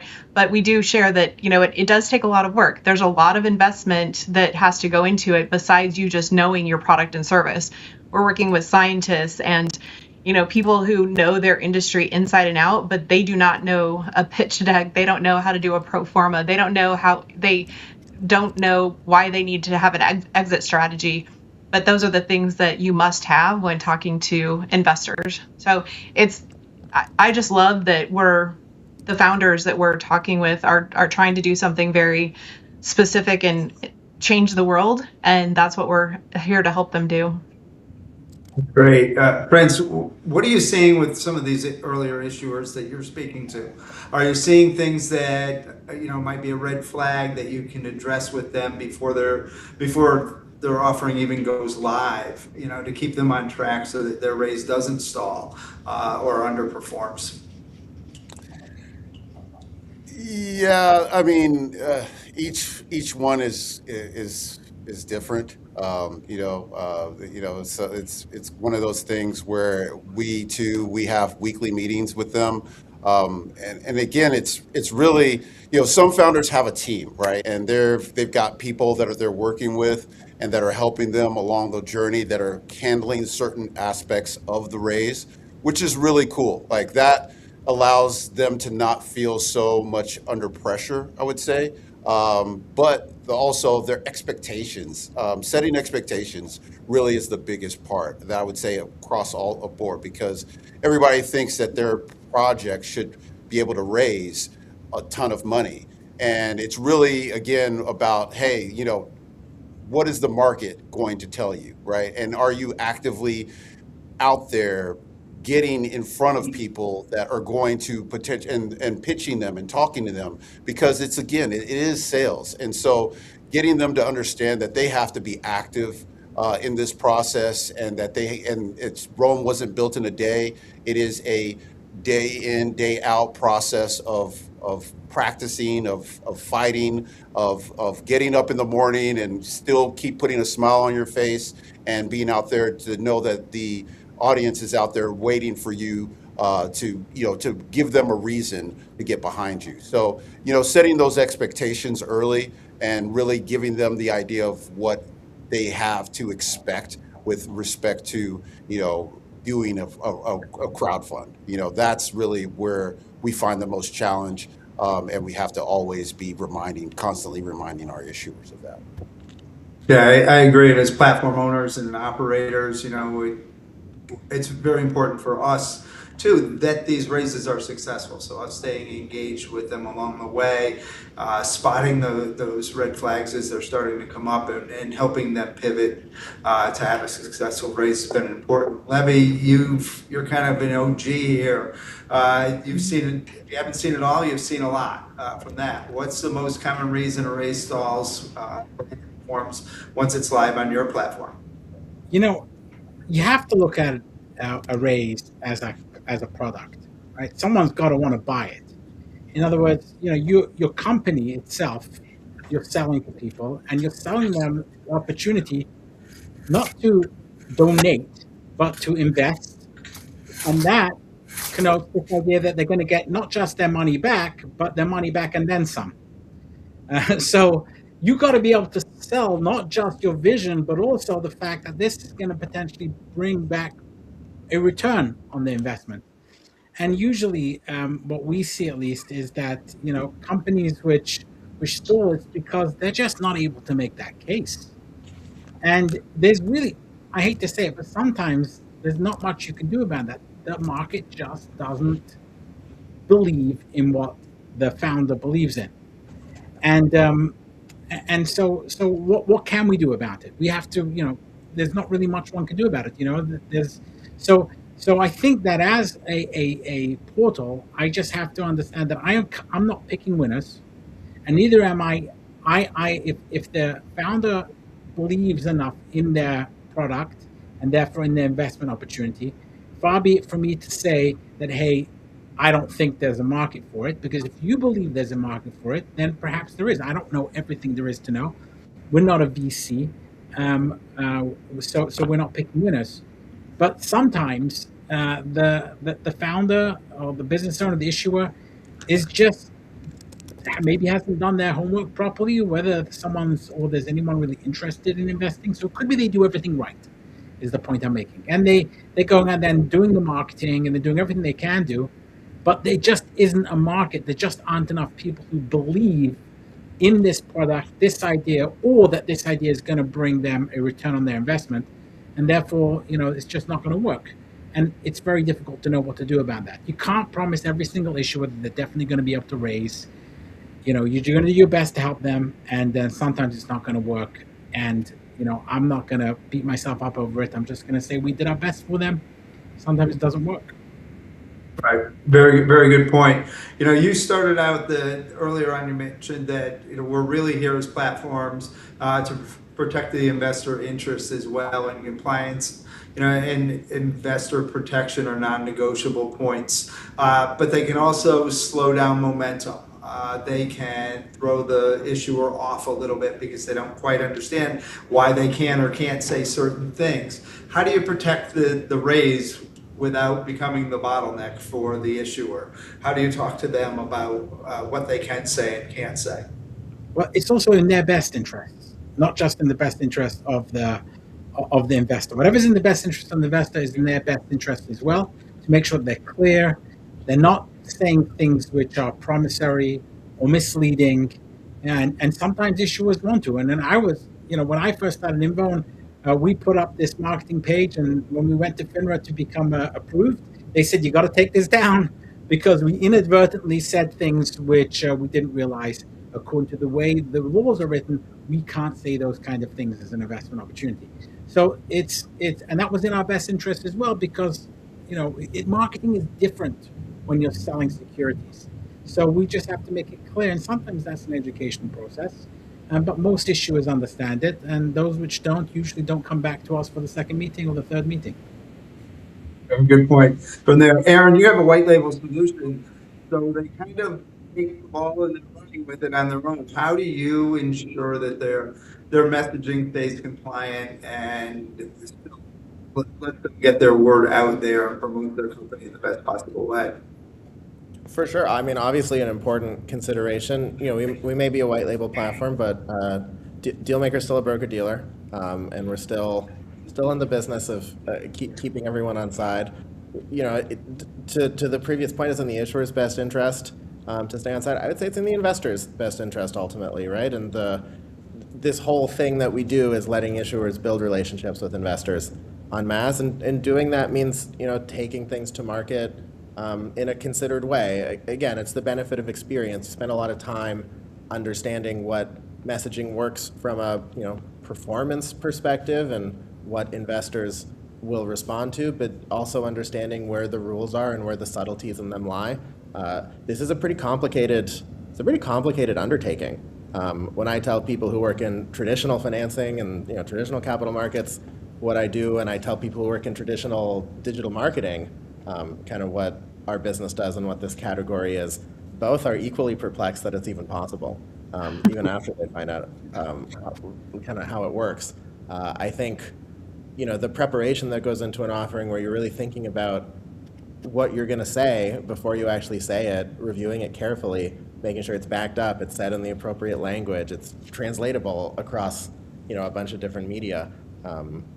That it's the same work that a bank running an IPO would do, just to a different audience. And again, to come back to the very first thing I said, companies who want to see it that way and want to put their heart and soul into it and want to be rewarded with this big mass community have to do that. And if you're expecting anything less, I don't know if this is a bad advertisement, but if you're expecting anything less, it's not going to work.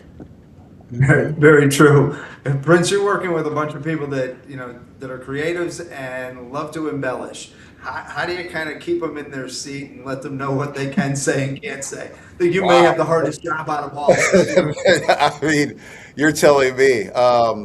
Yeah. So the big thing is, the prep work, right? It's sitting them down and letting them know, again, we're filing with the SEC. And these are real investors, and they have some sort of form of recourse if you lie to them and if you tell them things that are not that are misleading. So once you kind of get them into that framework in terms of like, hey, you know what, nobody wants to end up in silver bracelets, like, make sure that you are doing the proper thing and not embellishing or telling anybody anything that isn't true when it is directly related to the investment, right?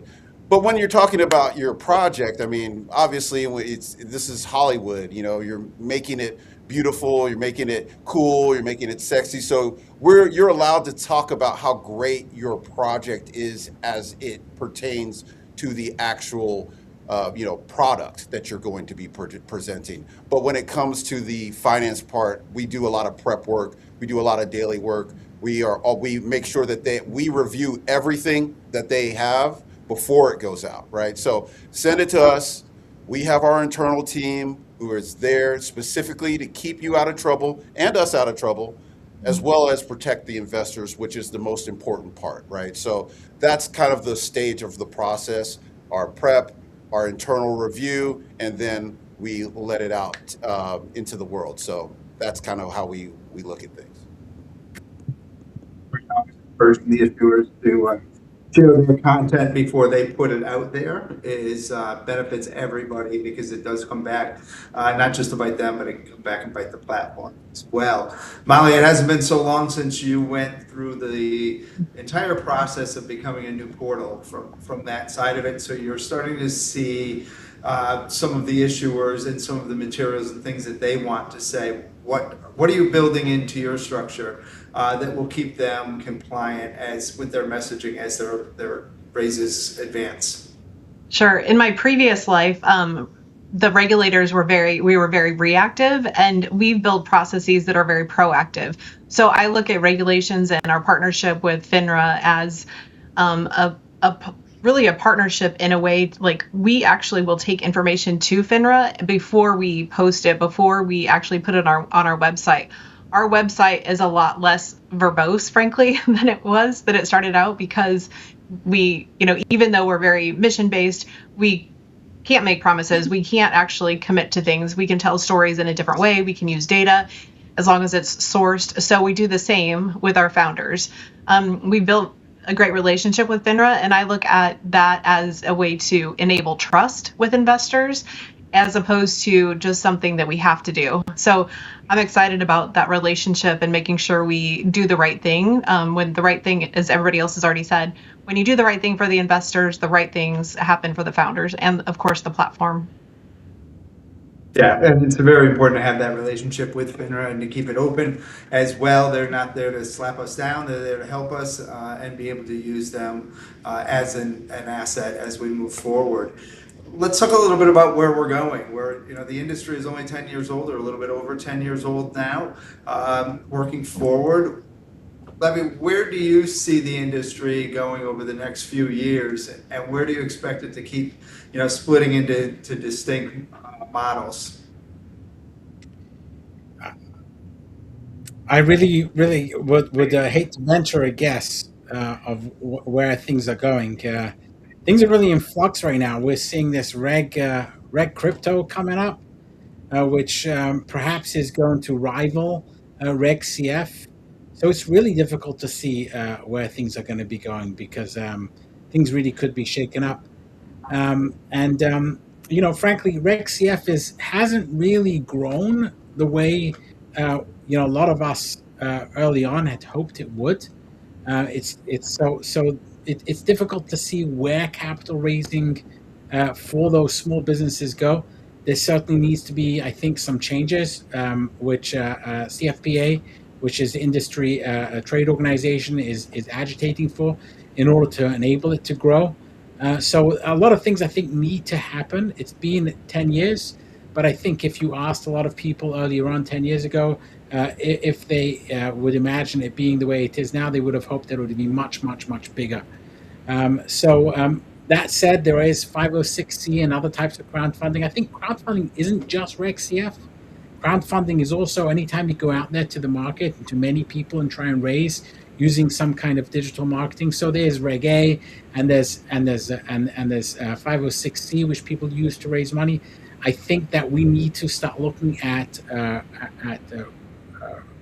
crowdfunding and raising capital online or on the internet more than just RegCF. It needs to encompass Reg A, it needs to encompass 506c, and it will need to encompass whatever this Reg Crypto is. And if we take all of that into consideration and that we embrace all of it as it's coming and offer services as portals and broker-dealers for all of those things, then I think that the future is very bright of this kind of crowdfunding. But just for the parochial RegCF on its own, it has its challenges. I agree. I think it has to evolve, needs to evolve maybe faster than it has, but with protections for the investors and more education for the issuers as well. Aaron, as a broker-dealer operation from there and Dealmaker having been and is one of the leaders in the industry from there, where do you see things going from here? I mean, I think it's an interesting question, and like my counterparts, I don't have a crystal ball. I think we're excited to see kind of the caliber of companies that are stepping into this world of retail financing. If you look outside crowdfunding in general, the stock market isn't allowed to go down, it only goes up. There's more access to private investments than ever before, whether you're doing it through RegCF or Reg A, or whether it's an SPV allocation for an accredited investor, whether it's some sort of crypto thing. The competition for that share of the portfolio has never been higher. And so I think we're certainly seeing kind of the bar for what investors find interesting really increasing. When we started doing this, at this point, I've been doing this for 7 years now, which is so funny to say. It did kind of feel in some ways like if you built it, people would come. And the retail investor is continually becoming more discerning, smarter. The options available to them are wider than ever. Companies of greater, closer to a potential exit, later stage, more impressive financials, stronger financial setting, better terms. Those are obviously really starting to be an important part of what drives a successful offering. And I think it's a very exciting opportunity for companies who, maybe a couple of years ago wouldn't have seen crowdfunding as a viable option. We throw these numbers around all the time, but like when Amazon went public in the 90s, they did so at a valuation of less than $500 million, like 400 something. When Uber went public, it's over $80 billion, right? The ability for the retail investor to participate in that appreciation is pretty much gone in the public markets. Right. So when exciting companies come into this world, in a lot of ways for me, it feels like they're doing the right thing because they're letting people share in that growth with them, especially if it's their customers and they're doing it through a marketing campaign. But it also gives them a really exciting opportunity to stand out in the public markets or stand out in the world of acquisition. So I think in a nutshell, we see the capital from this retail base, I think continuing to grow, but concentrating into a smaller number of more exciting offerings. That's not to say not everyone's offering is exciting, but really standout transactions from really, really exciting businesses capturing the hearts and minds of more and more people. That's fantastic, and I couldn't agree more with what you have to say there, Prince. I think you're in one of the most exciting segments of the capital markets area, and the creative world is changing all across, whether it be film or music. Where do you see it going? Well, we specifically built this because we believe that it's going to niche down a little bit. People are going to want to be around things that they're familiar with. I'm really excited about retail investors just being able to invest ad nauseum. Like this is just a new era, and they are just not familiar with this. You ask the average person on the street about crowdfunding, they'll know about Kickstarter, they'll know about Indiegogo, but WeFunder is a very obscure to the majority of people. Like they'll remember Shark Tank though, and if we can get people to understand that, hey, we are going to be able to participate. You don't have to be a millionaire. You're going to be able to participate in these young upstart companies that have these bright futures or potentially bright futures, and let them, you don't have to invest all your money, but you can start out small and you can get involved in the process, because the process is actually really exciting. Like being involved with a young company that's just, and you're talking to the founders and you're investing and you're talking to other investors, that's actually a really exciting world. And if we can bring that to these retail investors, these unaccredited investors, and allow them to engage in such a way where they find this thrilling, quite frankly, I think that's going to go a long way. And then, like I said earlier, we're niching down. So, for us, people that are in an ecosystem of things that they already engage with, that they already like, it's not really, either you like a trailer or you don't like it. Either you like a song or you don't like it. We're in entertainment media. So being able to have people in this kind of environment, this ecosystem, and feeding off of each other and engaging with each other in a really cool way, that is where we believe the biggest upside can come from, right? Is that now the community is really a community. And for us, when it comes to entertainment media, it's very easy. People used to talk by the water cooler about shows, about songs, about stuff. Now they're doing it online. And if we can bridge that gap from Patreon to super chats to all of those things and get that regular market to come in and say, hey, well, why don't we just invest $100, $200 here? I think that'll be an interesting time, and it'll help accelerate things. That's great. Molly, I'd like to give you the last word of, where do you see it going for women issuers and women companies? How can Reg CF really help drive more capital to a segment that has been underrepresented for decades? Yeah, absolutely. So the fact that, there's a $2.1 trillion gap in just the US economy alone because women founders are underfunded.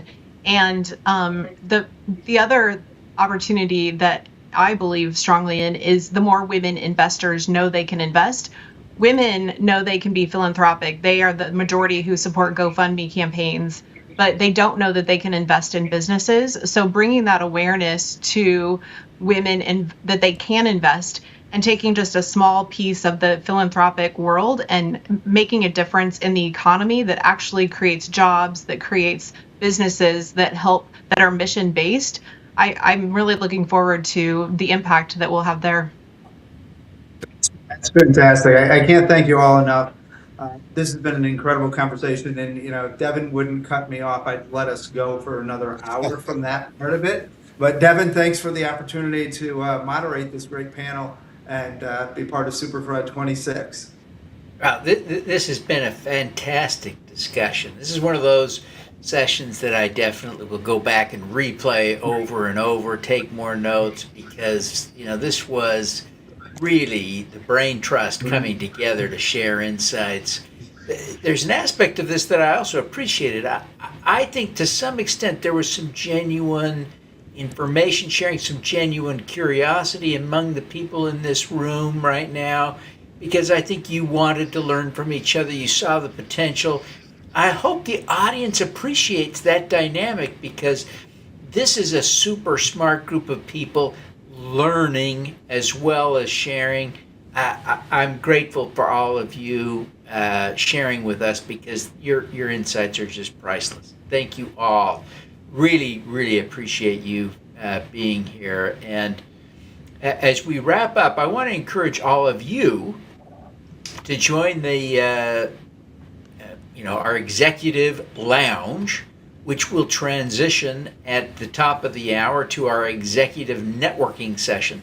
We're going to be having a kind of a light facilitated networking session, not formal, but an informal chit-chat opportunity so that the people involved, the winners, the speakers, the sponsors, the people who've ponied up $50 to be in the room have that opportunity. I invite you all to join that. I think you'd get value out of it. I hope you will. We certainly want to see you there. But thank you all. Thank you for being here. I want to just share a couple of ideas and thoughts as we conclude the day. The reality is our theme for this event is impact scales. And Scott McIntyre started the day with just a beautiful, if you missed it, go back and watch it, beautiful introduction to this theme. And I think it really kind of set the tone. We had a lot of really savvy people give us great tips. Richard Robinette, Jason from DNA, Carl brought Ben Franklin on, Shem from Menlo Park, Patents was here, sharing really, I think, profound, actionable insights. And it was great to see them talking about how impact can be an accelerator, not a drag or an anchor on an offering when done correctly. Michael Shuman talked about community capital and its power to change the world and how it is changing the world and scaling. Laurie, Lane-Zucker came and talked about his new book and just shared, I think, some profound insights about reframing impact. And it's interesting that he kind of coined the term impact entrepreneur, and he was talking about reframing yet again impact as an investment in prevention and the ROI on preventing problems instead of investing in solutions to problems. Really a profound insight. Paul shared some great things. Paul Lovejoy and Julie Ann Meyer, great tips and insights. We also had 3 purpose-built 100s winners on the program today, which was really wonderful to see. I hope I didn't miss anybody, but toward the end of the day, we had Dr. Sahas from My Diabetes Tutor was on. He's building this fast-growing tech company in the heart of agricultural California. It's a remarkable thing. Of course, he is a brilliant guy who spent a lot of time doing sophisticated things. Oriana Bretschker came. She's talking about her business. I mean, another just wicked smart. I mean, her degrees just piled up so high I lost track. But, also a PhD.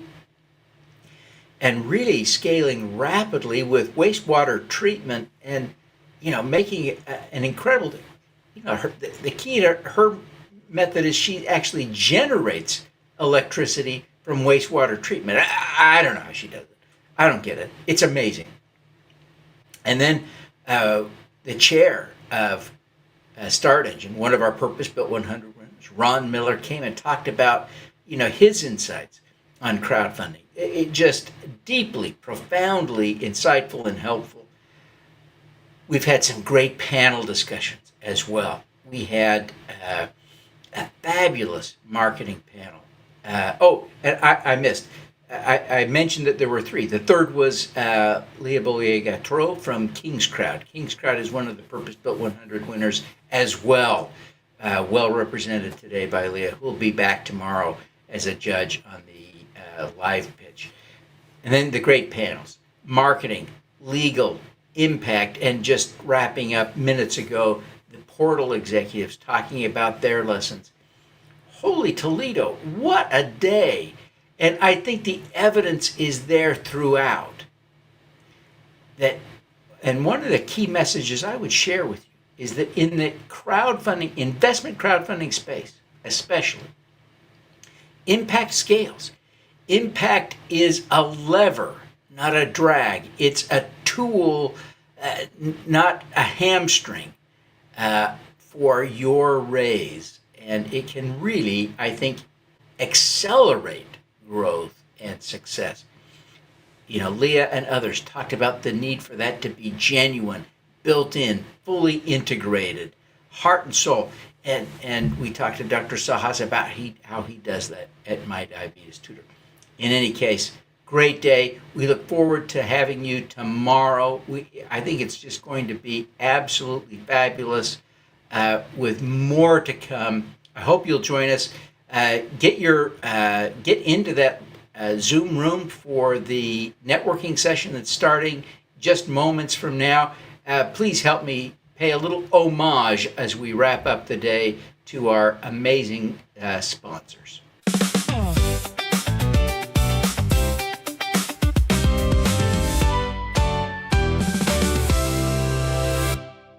Raising capital, it's not just marketing. It's securities law. Most deals, they don't fail because of the returns that are offered. They fail because of compliance mistakes. And that's what we do every day. We help entrepreneurs raise money the right way before problems ever start. If you're raising capital, talk to crowdfunding lawyers first.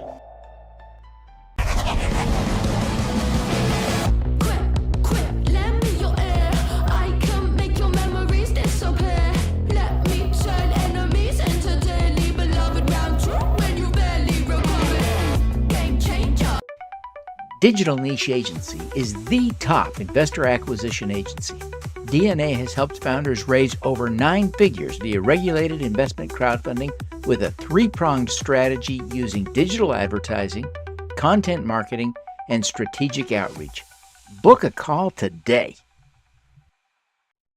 The CFPA advocates and advances the regulated investment crowdfunding industry.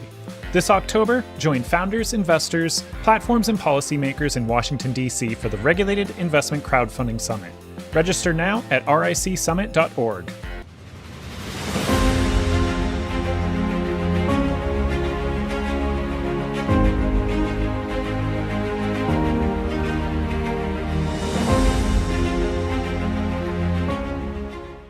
Behind today's biggest crowdfunding raises. The leading CPA firm for Reg CF, Reg A, and Reg D compliance. Trusted. Experienced. Set apart.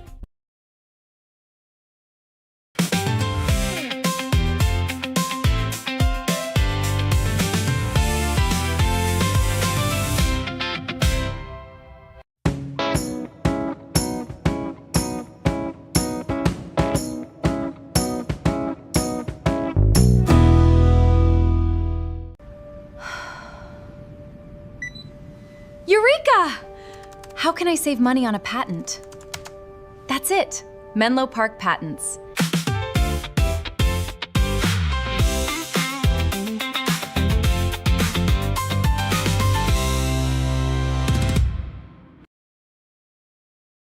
Equity Stock Transfer, a net global finance company. Learn more at equitystock.com.